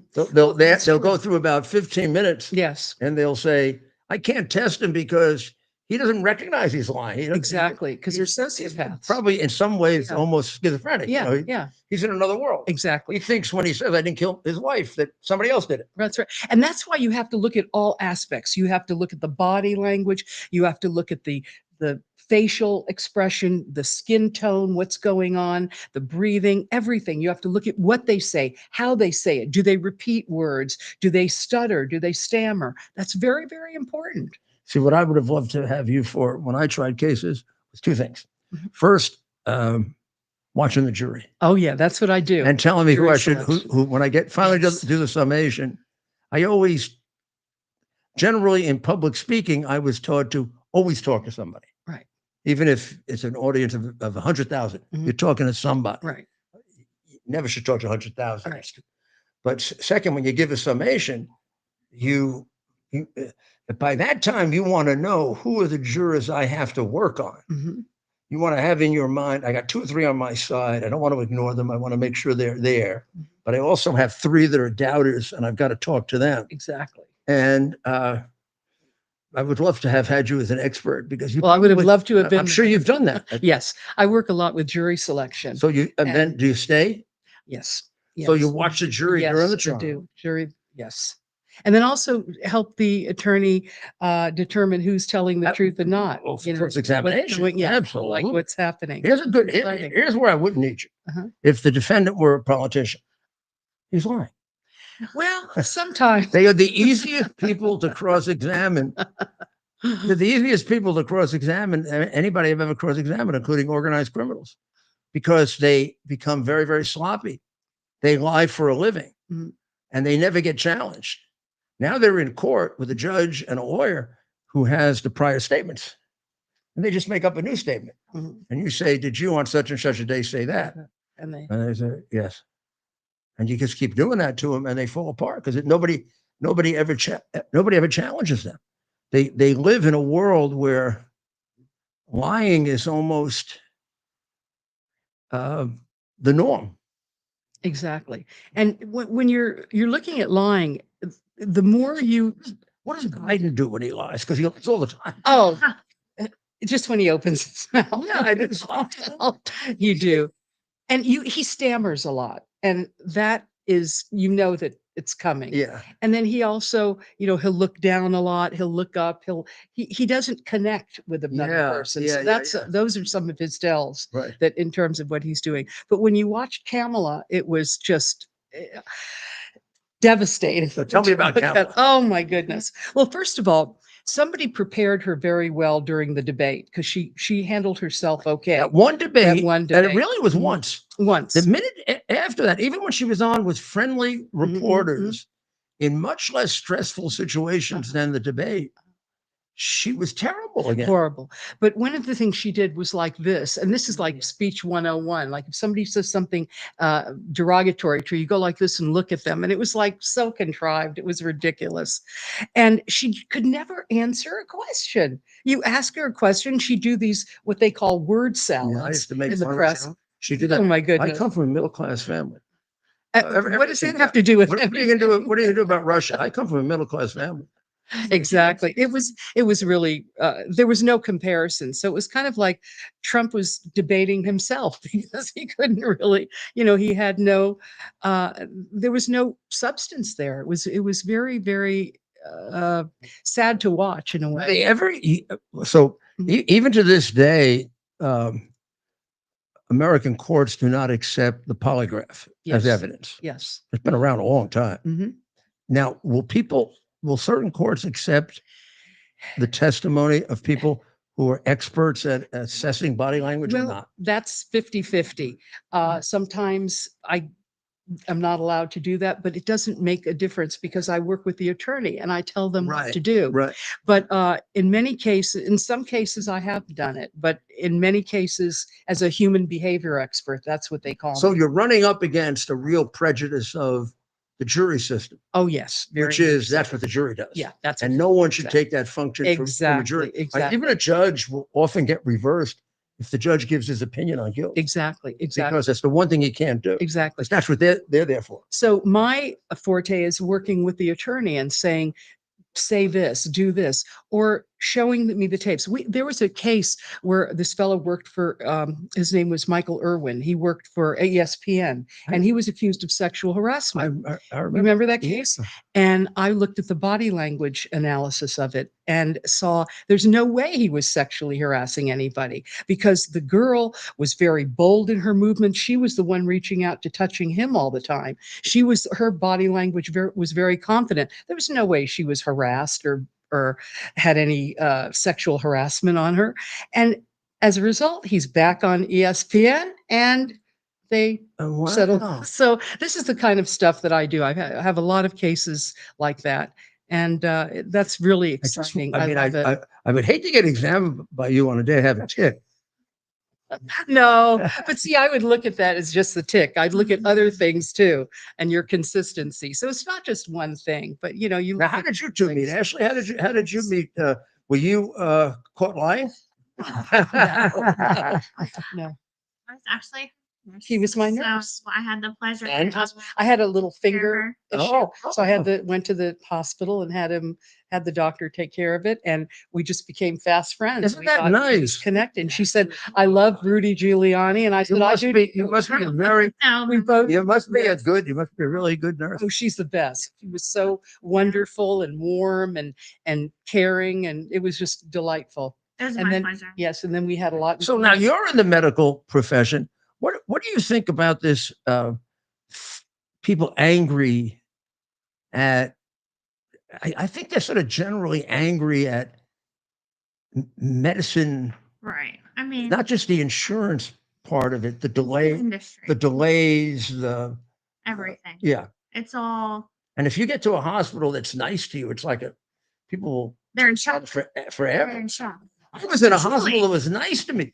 That was the norm 30. I mean, I hate to go back. You sound like an old man, but 30 or 40 years ago, it was the norm that a hospital was nice to you. I hear it every day at my work.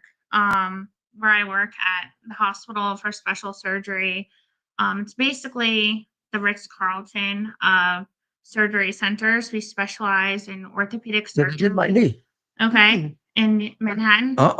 They did Oh. my knee in Southampton Oh, because I had to have emergency knee surgery. And the doctor, it happened at like 10 o'clock on a Sunday night at a party. And I tripped and I split all 4 tendons in the knee. oh They just snapped open. Now I had a bad knee that I was going to have a knee operation on. So it was very weak anyway. And it was remarkably painful. And you have to put them back within about 2 or 3 days. Otherwise, you can't walk properly because they tend to shrivel up. okay. So then when you put them back, that happens to the leg. Luckily, one of the doctors from special surgery was out in Montauk at his summer house. And I called them because they were taking care of my knee. They were going to do my operation in 4 months. And they said, well, go into Southampton, let them evaluate you, and we'll bring you in tomorrow morning for surgery. So we're doing it. And he says to me, this is not an operation that requires like multi-billion-dollar equipment. It requires my staff. I can bring them out in the morning. I'll do it right here. Oh, Then wow. you'll be in a nice quiet hospital. I said, fine. And he did it right there. That's amazing. But he brought the people out from special surgery to take care of me. And they did the operation. And then I did all my rehab there. That's amazing. Yeah, they're terrific. They're miracle workers. Yes. And I to this day, I said to him, does this mean I don't need knee replacement surgery? He said, probably not. It is. It's different. It's just repairing the tendons. You still have bone on bone. Do you know something? The knee doesn't bother me anymore. Wow. That's incredible. Now I do need it on the other knee, Okay. but that knee, I haven't had pain in it since the operation. It somehow cured the. Is this an old athletic injury? Yeah, but the catcher. Yeah. I was a catcher from the time I was about 2 years old. Before they the muscles there could strengthen. Nowadays they don't let you catch until you're about 14. Oh, wow. And they put these special pads on you to protect it. But I was an insane catcher. I would catch 3 games a day. Wow. I caught through college. I caught in softball. And then I used to play tennis. And one day my knee just gave out.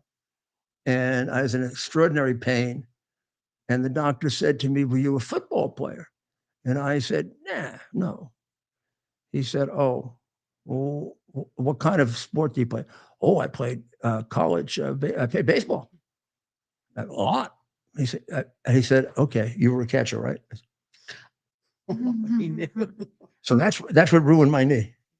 I mean, a lot of that comes from sports, from running. Yeah, from running. That'll.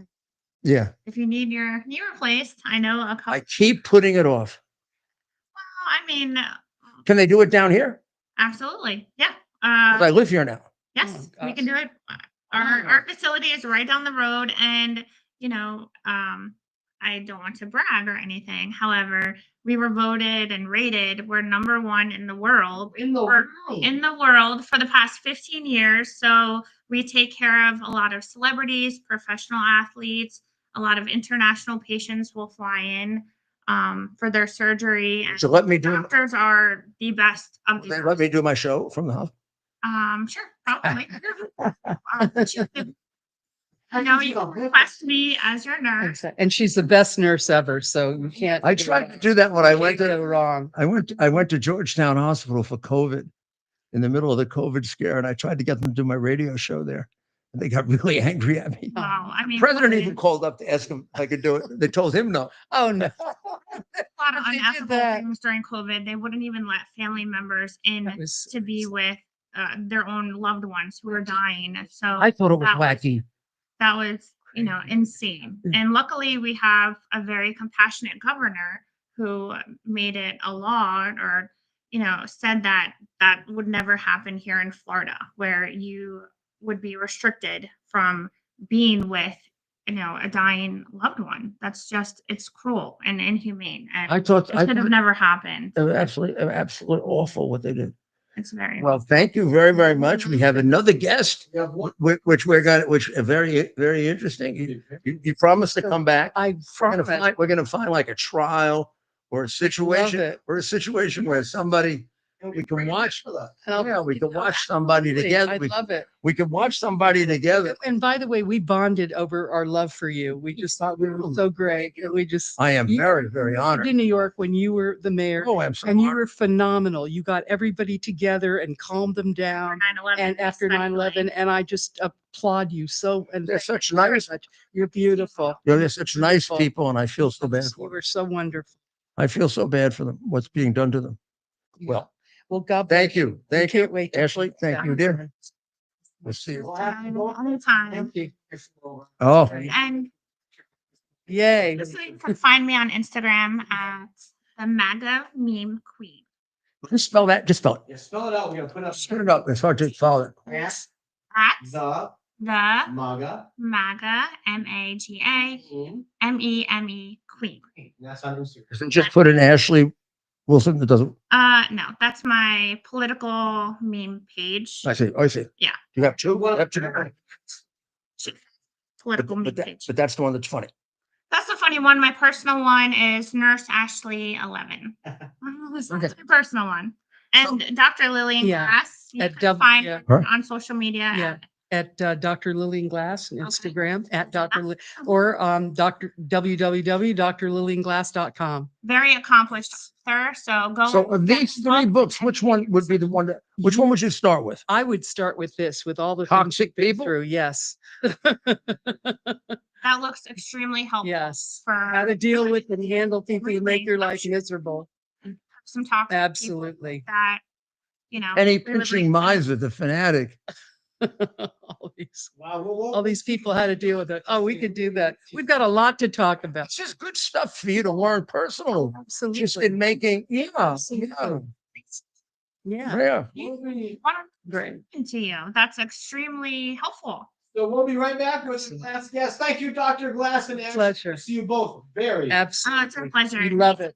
Yes. To celebrate the new year, we're having the biggest sale ever on overstock clearance and brand new products. For example, save 60% on our Goose Down comforters, the best comforters ever. They go perfectly with our MyPillow bed sheets and duvet covers.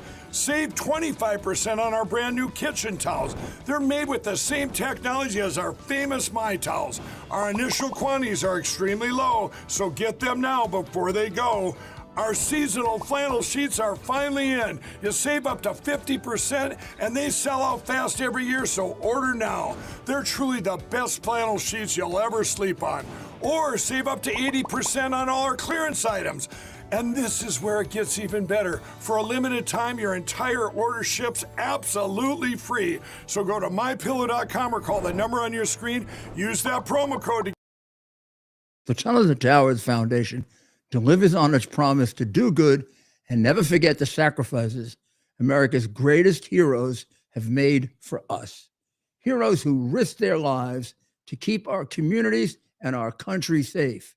Heroes like United States Marine Corps Captain and pilot John Jeremy Sachs.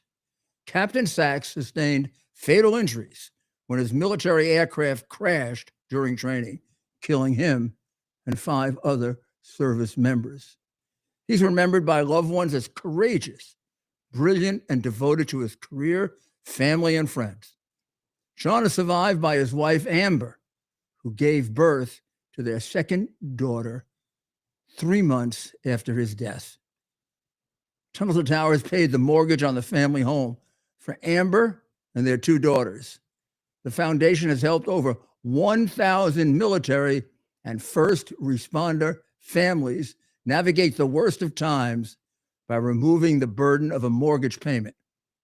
Our nation's heroes and their families need your help now more than ever. Donate $11 a month to Tunnel to Towers at T2T.org. T2T.org. That's T, the number 2T.org. T2T.org. Please donate now. Go ahead and get this right now. And we are back, Mayor. And we now have a very special guest joining us, a good friend of the show, someone I've known for quite a while. Now he's a regular viewer of the program, a big fan.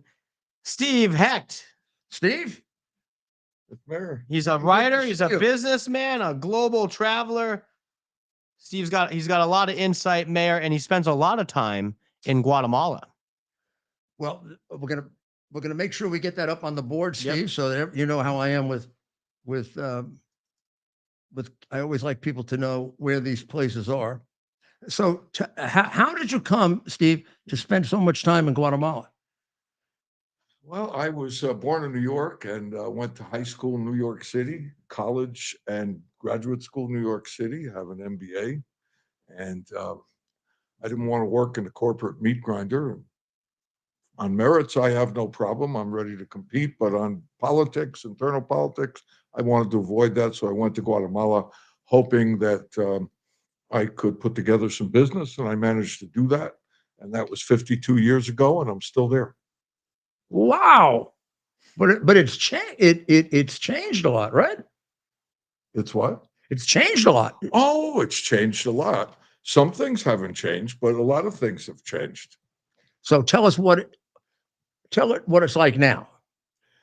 Today, Guatemala's it's a rich country that's poor. In other words, you take a rich country and you put poor management, and it's not going to result very well. So there are too much poverty there, but that's because of the poor management.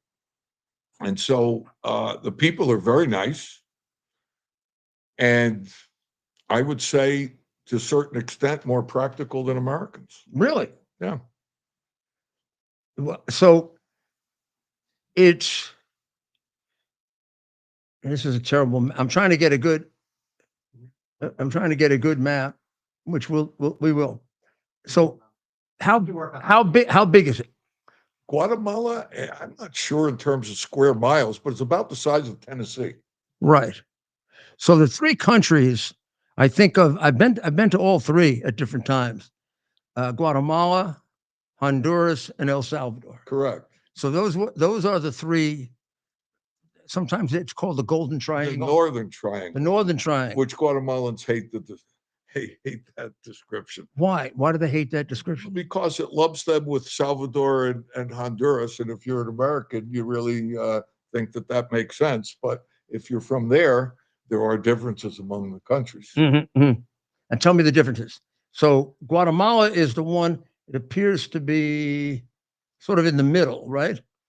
Yeah. It's right. It's the closest one to Mexico, right? Right. So that's the place where, if you're going through Mexico to come to the United States and coming from further south, you've got to go through Guatemala. That's right. The key thing about Guatemala for Americans to know is that it is the only land route from South and Central America into Mexico. And once illegal drugs and migrants get into Mexico, they are as good as in the United States, especially under this Biden regime. Right. Once you get into Mexico, you're in the United States. Essentially. It may be changing now. Maybe, right? Well, that'll change, hopefully, with Donald Trump as president. So I was looking at the map carefully to see, can you, if let's say you're coming up from Nicaragua, right? Mm-hmm. Where there's a lot of drug traffic, right? Or El Salvador. You cannot escape Guatemala in getting into Mexico. Right. Maybe you can by going through Belize. Yeah, right? but you got to go. But you got to go through Guatemala to get to Belize. Well, you can come to Belize by water, but yeah, but I'm talking about land. Yeah, by land you must go through Guatemala to get to Mexico. Right. But you can't, can you get into Mexico from Belize? Yeah, sure. But you have to go through Guatemala to get to Belize by No, land. I mean, you can come from Europe to Belize. You Right. just come by water. But if I'm in Nicaragua, right, and I'm on one of those walking things, Mm-hmm. I'm going to have to walk at some point through a little bit of Guatemala, unless I want to get in a boat to get to Belize. Yes. And avoid Guatemala. Oh, yeah. If you're from Nicaragua, yeah, unless you get on a boat in Nicaragua and take that boat over to Belize. But, you know, look, the strategic importance of Guatemala is the drugs from South America all going through there. 90% of the heroin in the United States passes through Guatemala. And heads to the Mexican cartels. Exactly. Or it's Who's being doing it. Or it's being handled by the Colombian cartels, which are kind of decimated. The Colombian cartels. Well, I wouldn't say that. The Colombian president best friend is Hugo Chavez, not Hugo Chavez, because he's gone. It's Nicolas Maduro. Yeah. But I remember Colombia when it dominated the entire region, and these were just little. Oh, sure. These were just little playthings they pushed around. They've become much more powerful. Yeah. Well, look, that's like you're talking about the difference between Alvaro Uribe in Colombia and Gustavo Petro is like the difference between Ronald Reagan and Barack Obama. Right. Now they had. Now tell me the government in Guatemala, because they've had a lot of changes in government. Nicaragua is the old communist government. It's still a communist government, kind of, right? Yes. Or is it a communist government? Yes. You know who made it that way? United States State Department. That makes sense. Now, how do they do that? Well, they supported Daniel Ortega in 2007 to become president.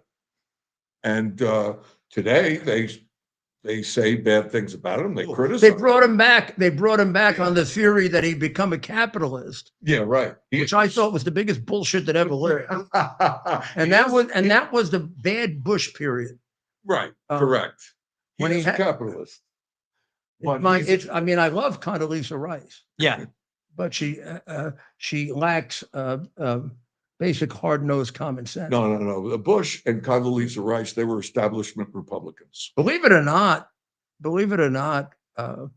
General Powell, who people would think was like more of a moderate Republican, he's a lot tougher on foreign policy than she was. Well, you did a lot of work for for Colin Powell. He was a good friend. I did a lot of lectures with him, and well, I liked his doctrine. Ortega. If you're going to go to war, make sure you're going to win. Yeah, 500,000 troops and overwhelm them. And also, he had until the time he was in there. I can remember him just laughing at the idea that Ortega. Yeah, I mean, communists do that all the time. Ridiculous. They go through these so-called changes to fool us, and we got to be absolutely stupid. It comes right out of Marx's playbook. So Nicaragua is really an ally now of Venezuela. Oh, yeah. Big ally. Oh, sure. And part of the group of countries that have become, with Cuba, more left-wing. Well, the big one is the Sao Paulo Forum, which was created by Lula of Brazil and Fidel Castro in 1990. And that's before Lula went to jail. Now he's back. Lula is out of jail now and he's president. Yeah, Lula. Well, you know, help him get out. Joe Biden. Tell me. There's nothing Joe Biden wouldn't do if it's criminal, so tell me. I agree with that. So tell me about it. Unfortunately, but that's the way it is. So tell us about how the Biden administration, through the State Department, has caused a lot of the problems that we're now facing when it comes to the border crisis and other issues, not just in Guatemala, but the region as a whole. What Americans need to know about the Biden regime, I don't call it administration. I never thought it was legal. I do too. I call it a regime. Yes. Yeah. I've called it a regime for 3 years now. I couldn't find the right. I mean, I call it the Biden crime family for purposes of my book. Your book. Yeah. But and I began that actually even before the hard drive. I put together a RICO case based upon his dealings in Iraq, Ukraine, China, and Russia. Yeah. Each one of those places, he got bribes. Each one of those places, he had been sent by Obama to represent the United States. And each one of those places, he failed to accomplish his objectives in the United States. And the family came out with millions of dollars. Well, the objective of the people of the United States, yes, but his objective, he succeeded. Yes, yes. And Biden was tasked by Obama with being Obama's point man in Guatemala when he was vice president.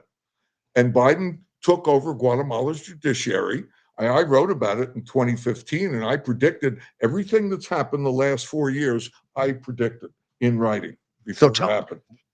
Tell us a little outline of what you predict so that people The get an idea. dictatorship, the lawfare. For instance, I mean, here I'm talking to somebody who's probably one of the most victimized in the whole thing, which is you. I mean, they go after you on phony charges. They break the law to persecute you because you got too close to exposing the real problem of the United States, which is the military-industrial complex, supported by the State Department and allied with our social engineering elites. Yeah, yeah, and believe it or not, the Biden corruption was a surprise to me.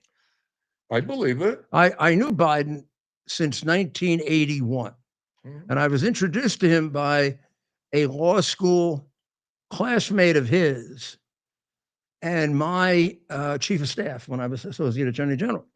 And he said to me, I don't think he'd admit this now because he's a Democrat now. And he said to me, quote, and I have I have a flawless memory. He said for interesting things. He said to me, I remember exactly how it said. He said, you should run for the Senate in Delaware. And I said, Jeff, why should I run for the Senate in Delaware? He said, because you don't have to spend any money and you can be exceedingly stupid and you're smart and you can win. And I said, well, how's that? He said, because my classmate, you remember, he won a few years ago, Joe Biden, was the dumbest guy in our law school class. And he cheated his way through law school. And he's now the senator. And he just got moved up very prematurely on the Judiciary Committee. Now, I'm going to tell you, we should go get to know him. It was my job to get U.S. attorneys and U.S. marshals appointed. They all have to be confirmed, as well as to assist with federal judges. So the Judiciary Committee was really important to me. And Senator Thurmond was the chairman at the time. And he wasn't quite the ranking Democrat yet. He became the ranking Democrat within just a few years. But he was the most interested and the most involved. So I went over and met him. And my first experiences were terrific. I liked him a lot. I liked him so much that I hired his niece to work in City Hall. The guy who exposed his criminality had his niece working for him for 6 years. Over the years, and particularly when he went after Bork, I started to see a mean side to him. Not personally, but you don't do that mean act if it isn't there. Yeah. And I also always was more effective than I should be by being told that he was stupid.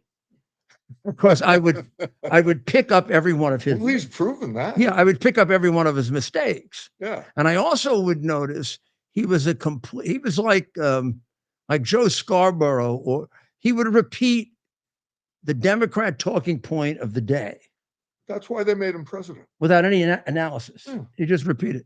I remember once going there. It wasn't my field, but I was very interested in Star Wars. He was the biggest opponent of Star Wars. Number one, he would say the dumbest things. And I had been with President Reagan, where President Reagan did a great job of explaining Star Wars. It goes something like this. You say to the person, can a missile shoot down an airplane? Person says, yes. Okay. If a missile can shoot down an airplane, can a missile that's faster and smarter than another missile shoot down a missile? Yes. I said, that's Star Wars. You just got Star Wars, jerk off. And so I did this. I would repeat this because Reagan would do this. Well, it helped break the Soviet Union. Biden, it took like 25 minutes for him to get it. I had to draw a missile.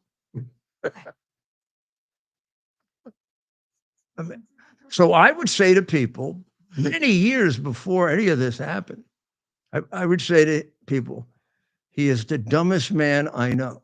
He is not the dumbest man in the Senate. He is the dumbest man I know. I want you to think of all the people you know, in your family, outside your family, the people you meet in grocery stores, and think of the dumbest one.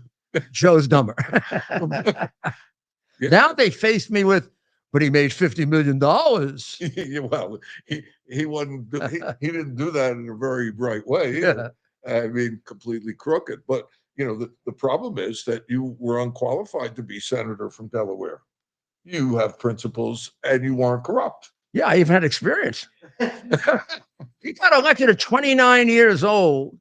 There's actually a tape of his that should be played the night that if they do like a special on him, there should be, we should take out an ad and play it, where he says something almost similar to, if I hadn't raised all this money, I would have cheated. He said, cheating in politics or breaking the law with campaign finance happens all the time. Luckily, I did not have to do it because I raised a lot of money. But if I hadn't, there were times in which I probably would have. And you say to yourself, I attributed it at that time, not to his being corrupt, but being stupid. It's a stupid thing to say. Well, it is. Of course it is. But when I saw his confession,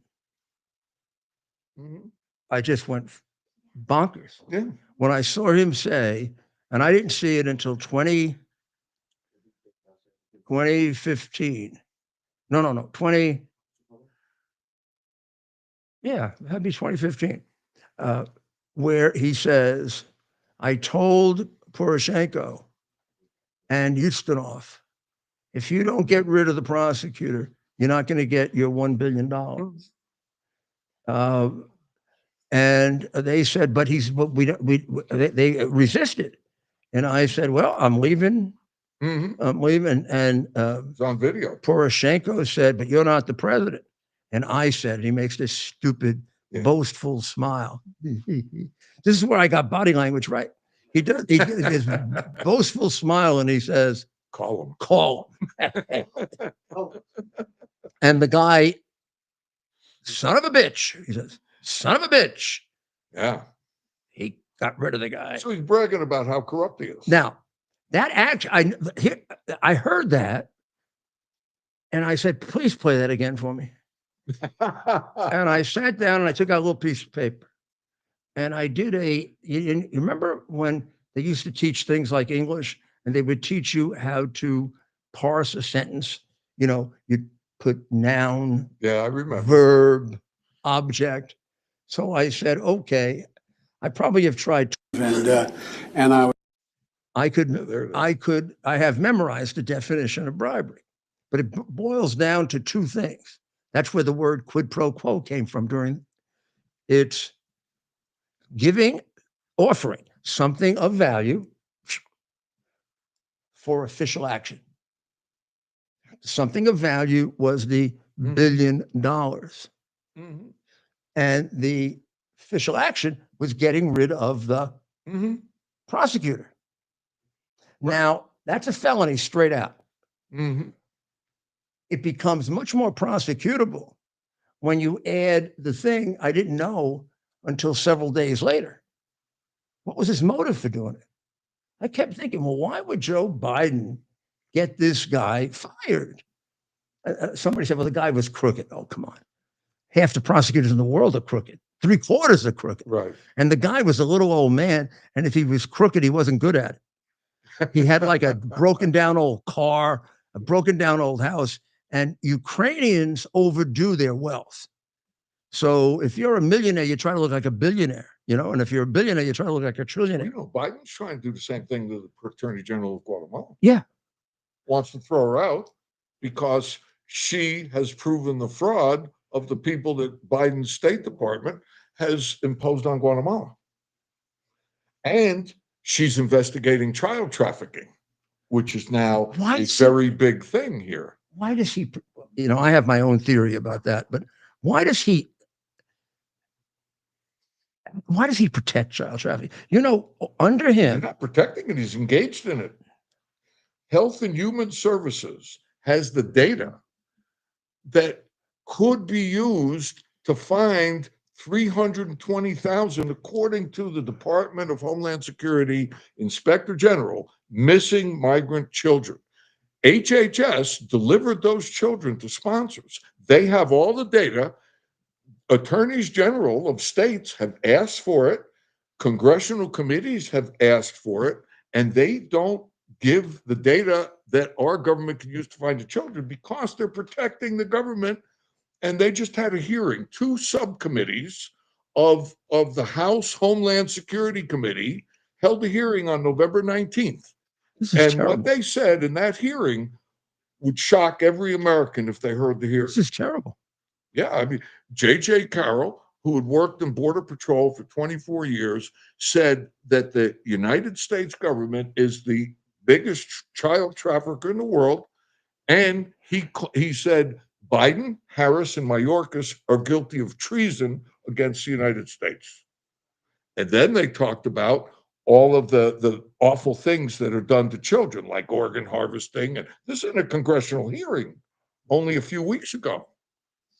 And this should provoke, well, Tom Homan has pledged as one of his 3 priorities, he's got 3, get rid of the illegal immigrants with criminal records right away, close the border, and the other one is find the missing children.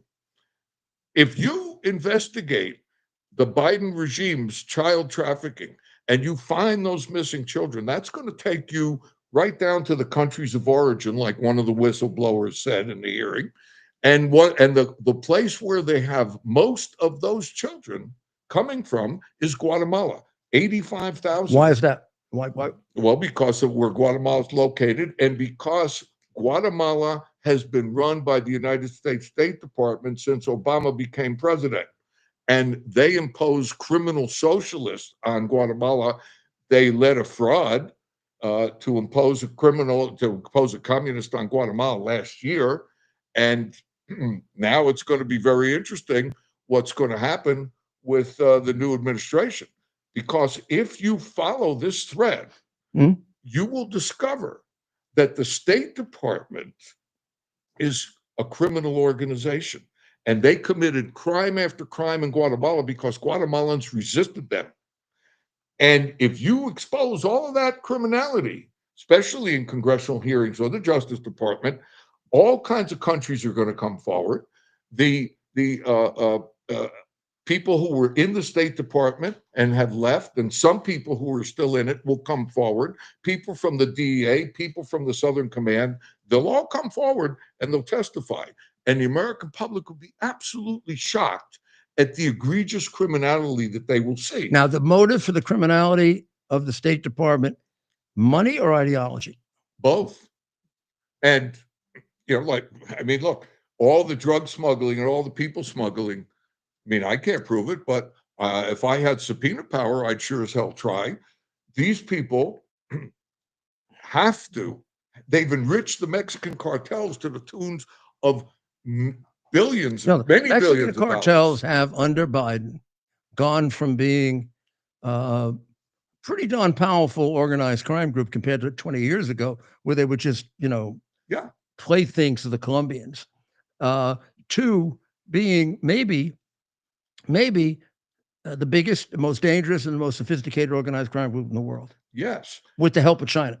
Exactly. And they control Mexico. Mexico's a failed state. Now, if you look, for instance, at the State Department, the head of the Bureau of International Narcotics and Law Enforcement, Todd Robinson, this guy, in my opinion, he's a criminal. But he and Biden go back to 2015 in Guatemala, when Biden came there, and the president at that time of Guatemala said that that Biden was a partner in a company called Baxter, and was a healthcare provider. and it had lost its contract. And and Biden wanted it back. And he lobbied, as vice president, he lobbied to get this contract back. You know how they got it back? There was it was a commission created by the United Nations, not a friend of liberty. And the United Nations commission, with Todd Robinson, the ambassador to Guatemala, running the damn thing, they put 17 innocent people in jail for almost 4 years. 2 years later, the auditing agency of Guatemalan government said, hey, the contract given to Baxter's competitor was properly done.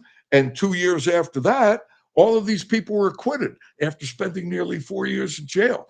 This is what it would be like here if Kamala Harris had won.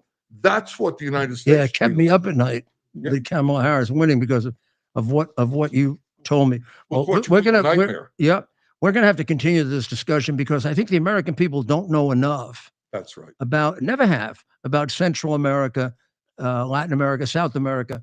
It's always been a contention of mine, and every president comes in with the right intentions. You know, we're going to pay more attention to our neighbor. We're going to pay more attention to our neighbor, and then other things. And I don't know if all of this is on purpose. Some is, some isn't. All of this is been ignored. Well, And I think Monroe probably was correct. Yeah.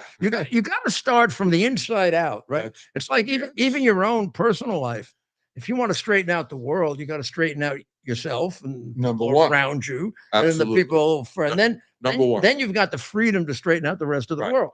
I would say this, that if that State Department criminality becomes generally known to the public, they will be so surprised, so disgusted that the war machine, the military industrial complex, and the social engineering elites will no longer be able to use it to support their avoidable wars and their endless wars. Now, that's what MAGA is about. That's what President Trump wants to see happen. So if he follows the thread of investigations of government child trafficking, it'll take him to Guatemala. He looks there, he's going to find egregious criminality, and that's going to come right back up here, and it's going to discredit the State Department, and they're not going to have the credibility to get us into avoidable wars anymore. Well, when he won in 2016, and he asked me what I wanted to do, I told him I wanted to be Secretary of State. I would imagine his uncle, his cousins, his nephews, everybody in the world. We don't get that guy. And he wanted me to be Attorney General. With what you saw in Ukraine, there were two reasons why I didn't want to be Attorney General. One, I had been the third ranking official in the Justice Department, had worked in it for 17 years, and it wasn't a challenge. Yeah. I had already changed the Justice Department, or been part of it. Well, the United States would be a lot better off today than you've been Secretary of State. I thought the State Department was the agency that was the most dysfunctional and corrupt from my years, and corrupt. But I thought of it as more ideologically corrupt. The Marxist influence, the communist influence. It's true. All of the other ideas they had. I also thought they would turn down the money. I also thought they were the biggest group of intellectual snobs and jackasses I had ever met. Oh, that's a compliment to them. Yeah, I mean, unbelievable jackasses. Because when Bush was the president, he would occasionally use me, and Colin was the Secretary of State. I traveled to over 100 countries since I've been mayor. And when Bush was president, every time I came back, or almost every time, I'd give them a briefing, and I did a few things for them, particularly with Colin. And I could see how frustrated he was with the State Department. Oh, yeah. And they didn't run the State Department. I came to the conclusion from the Reagan administration, then that experience, that it wasn't working for us. This goes back a long way. I had a plan. A long way. I was going to do the same thing to the State Department I did the city of New York. Yeah. I fired 8,000 people. That's why you weren't Secretary of State. But now you can't fire them all, but I have a trick for what you do when you can't fire them. I was going to set up a big international center in Antarctica. And I was going to say, it requires about 3,000 or 4,000 people from the State Department to keep it going. Send them all to Antarctica and see if if they can have cocktail parties. Yeah, yeah, that's a great. In 3 weeks, if they don't have the cocktail parties, And, they'll and move the headquarters of the United Nations to Tehran. That's a good. Well, at least they could be in a country they support. Right. I once said it was probably a bad expression after when September 11 happened that we should blow up the UN. But I had a purpose for it. I said New York City would make more money when you consider not the money we get from the UN, but the money we spend on the UN because of all the damn crimes they commit. They are half of those delegates are criminals. Yeah. Not only that, they specialize in sexual deviancy. Oh, sure. They beat the hell out of their children. They beat the hell out of their wives. Mm-hmm. They have sex with their children. Incest is like, I have a baby with my daughter. And when Ahmadinejad went to Columbia University in 2008, the School of International Affairs invited this guy.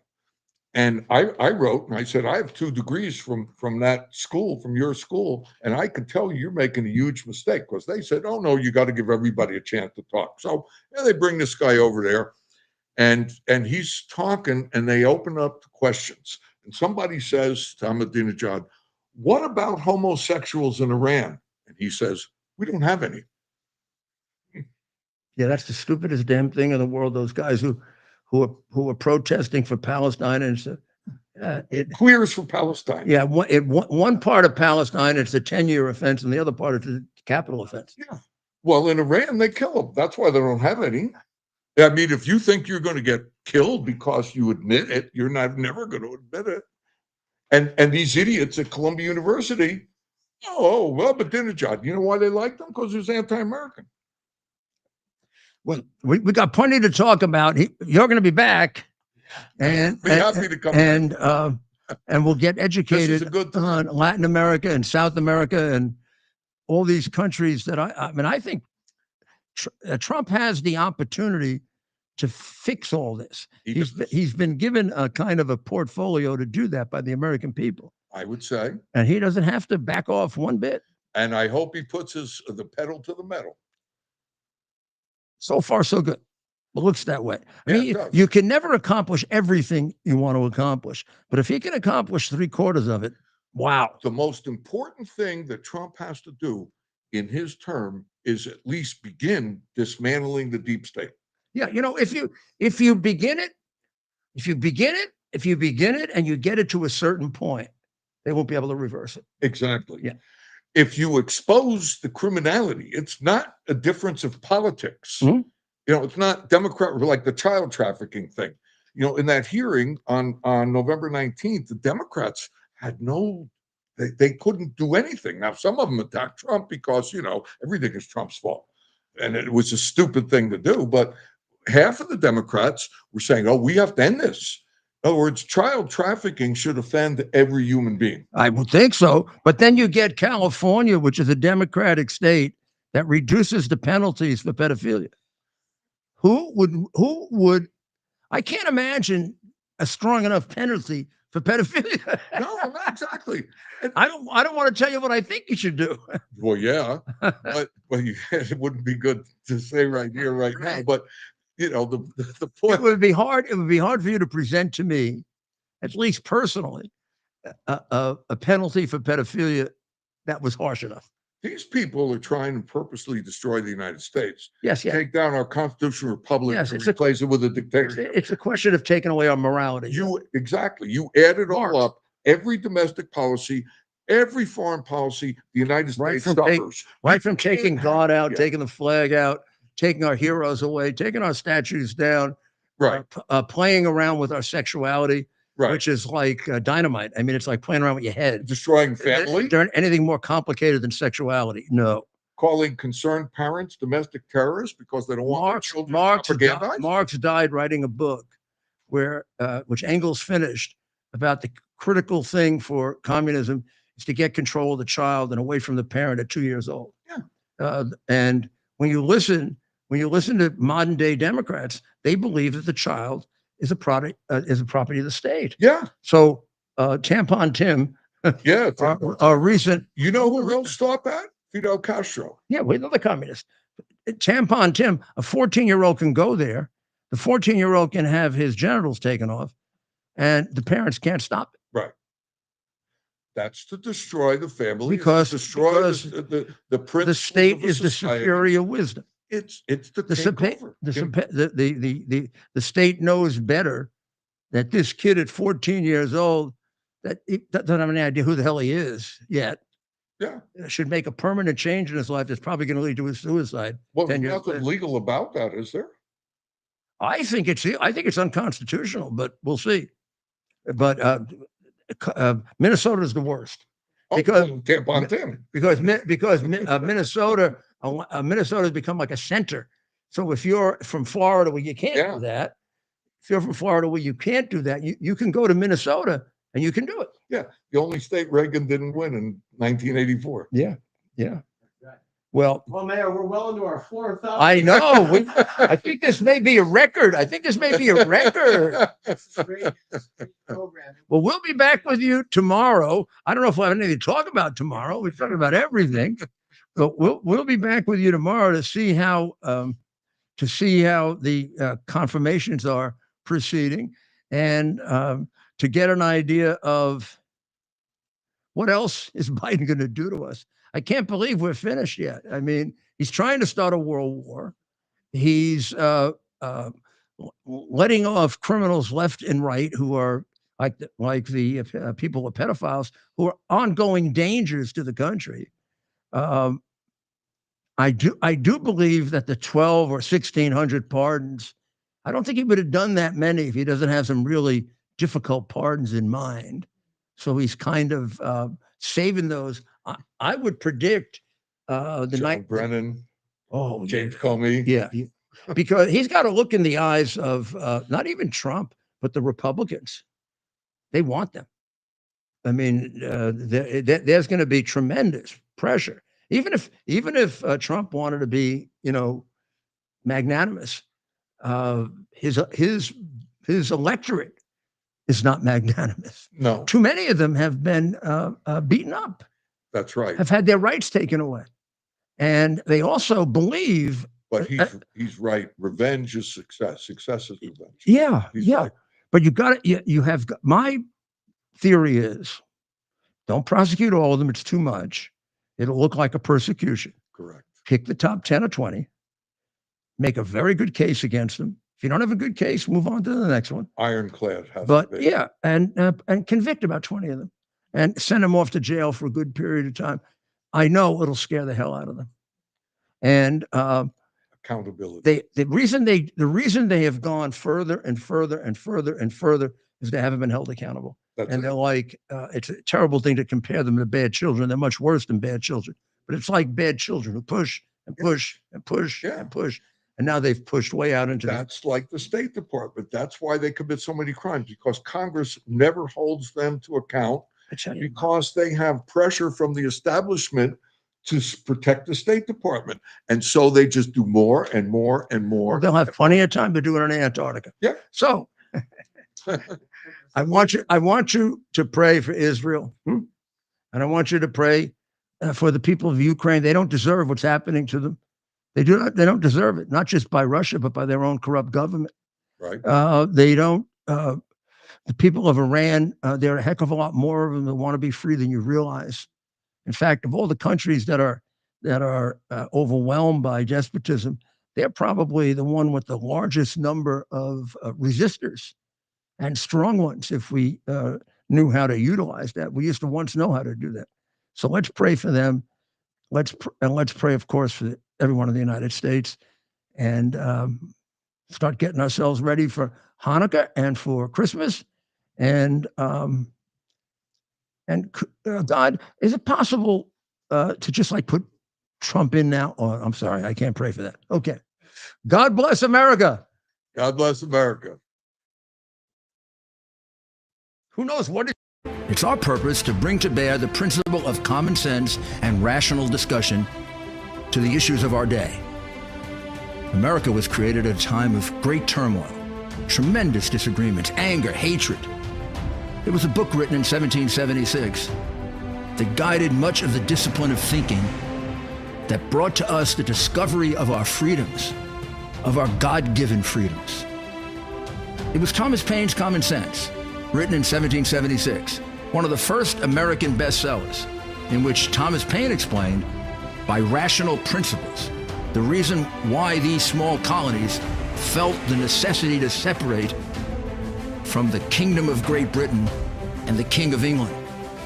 He explained their inherent desire for liberty, for freedom, freedom of religion, freedom of speech, the ability to select the people who govern them. And he explained it in ways that were understandable to all the people, not just the elite. Because the desire for freedom is universal. The desire for freedom adheres in the human mind, and it is part of the human soul. This is exactly the time we should consult our history. Look at what we've done in the past and see if we can't use it to help us now. We understand that our founders created the greatest country in the history of the world, the greatest democracy, the freest country, a country that has taken more people out of poverty than any country ever. All of us are so fortunate to be Americans. But a great deal of the reason for America's constant ability to self-improve is because we're able to reason, we're able to talk, we're able to analyze,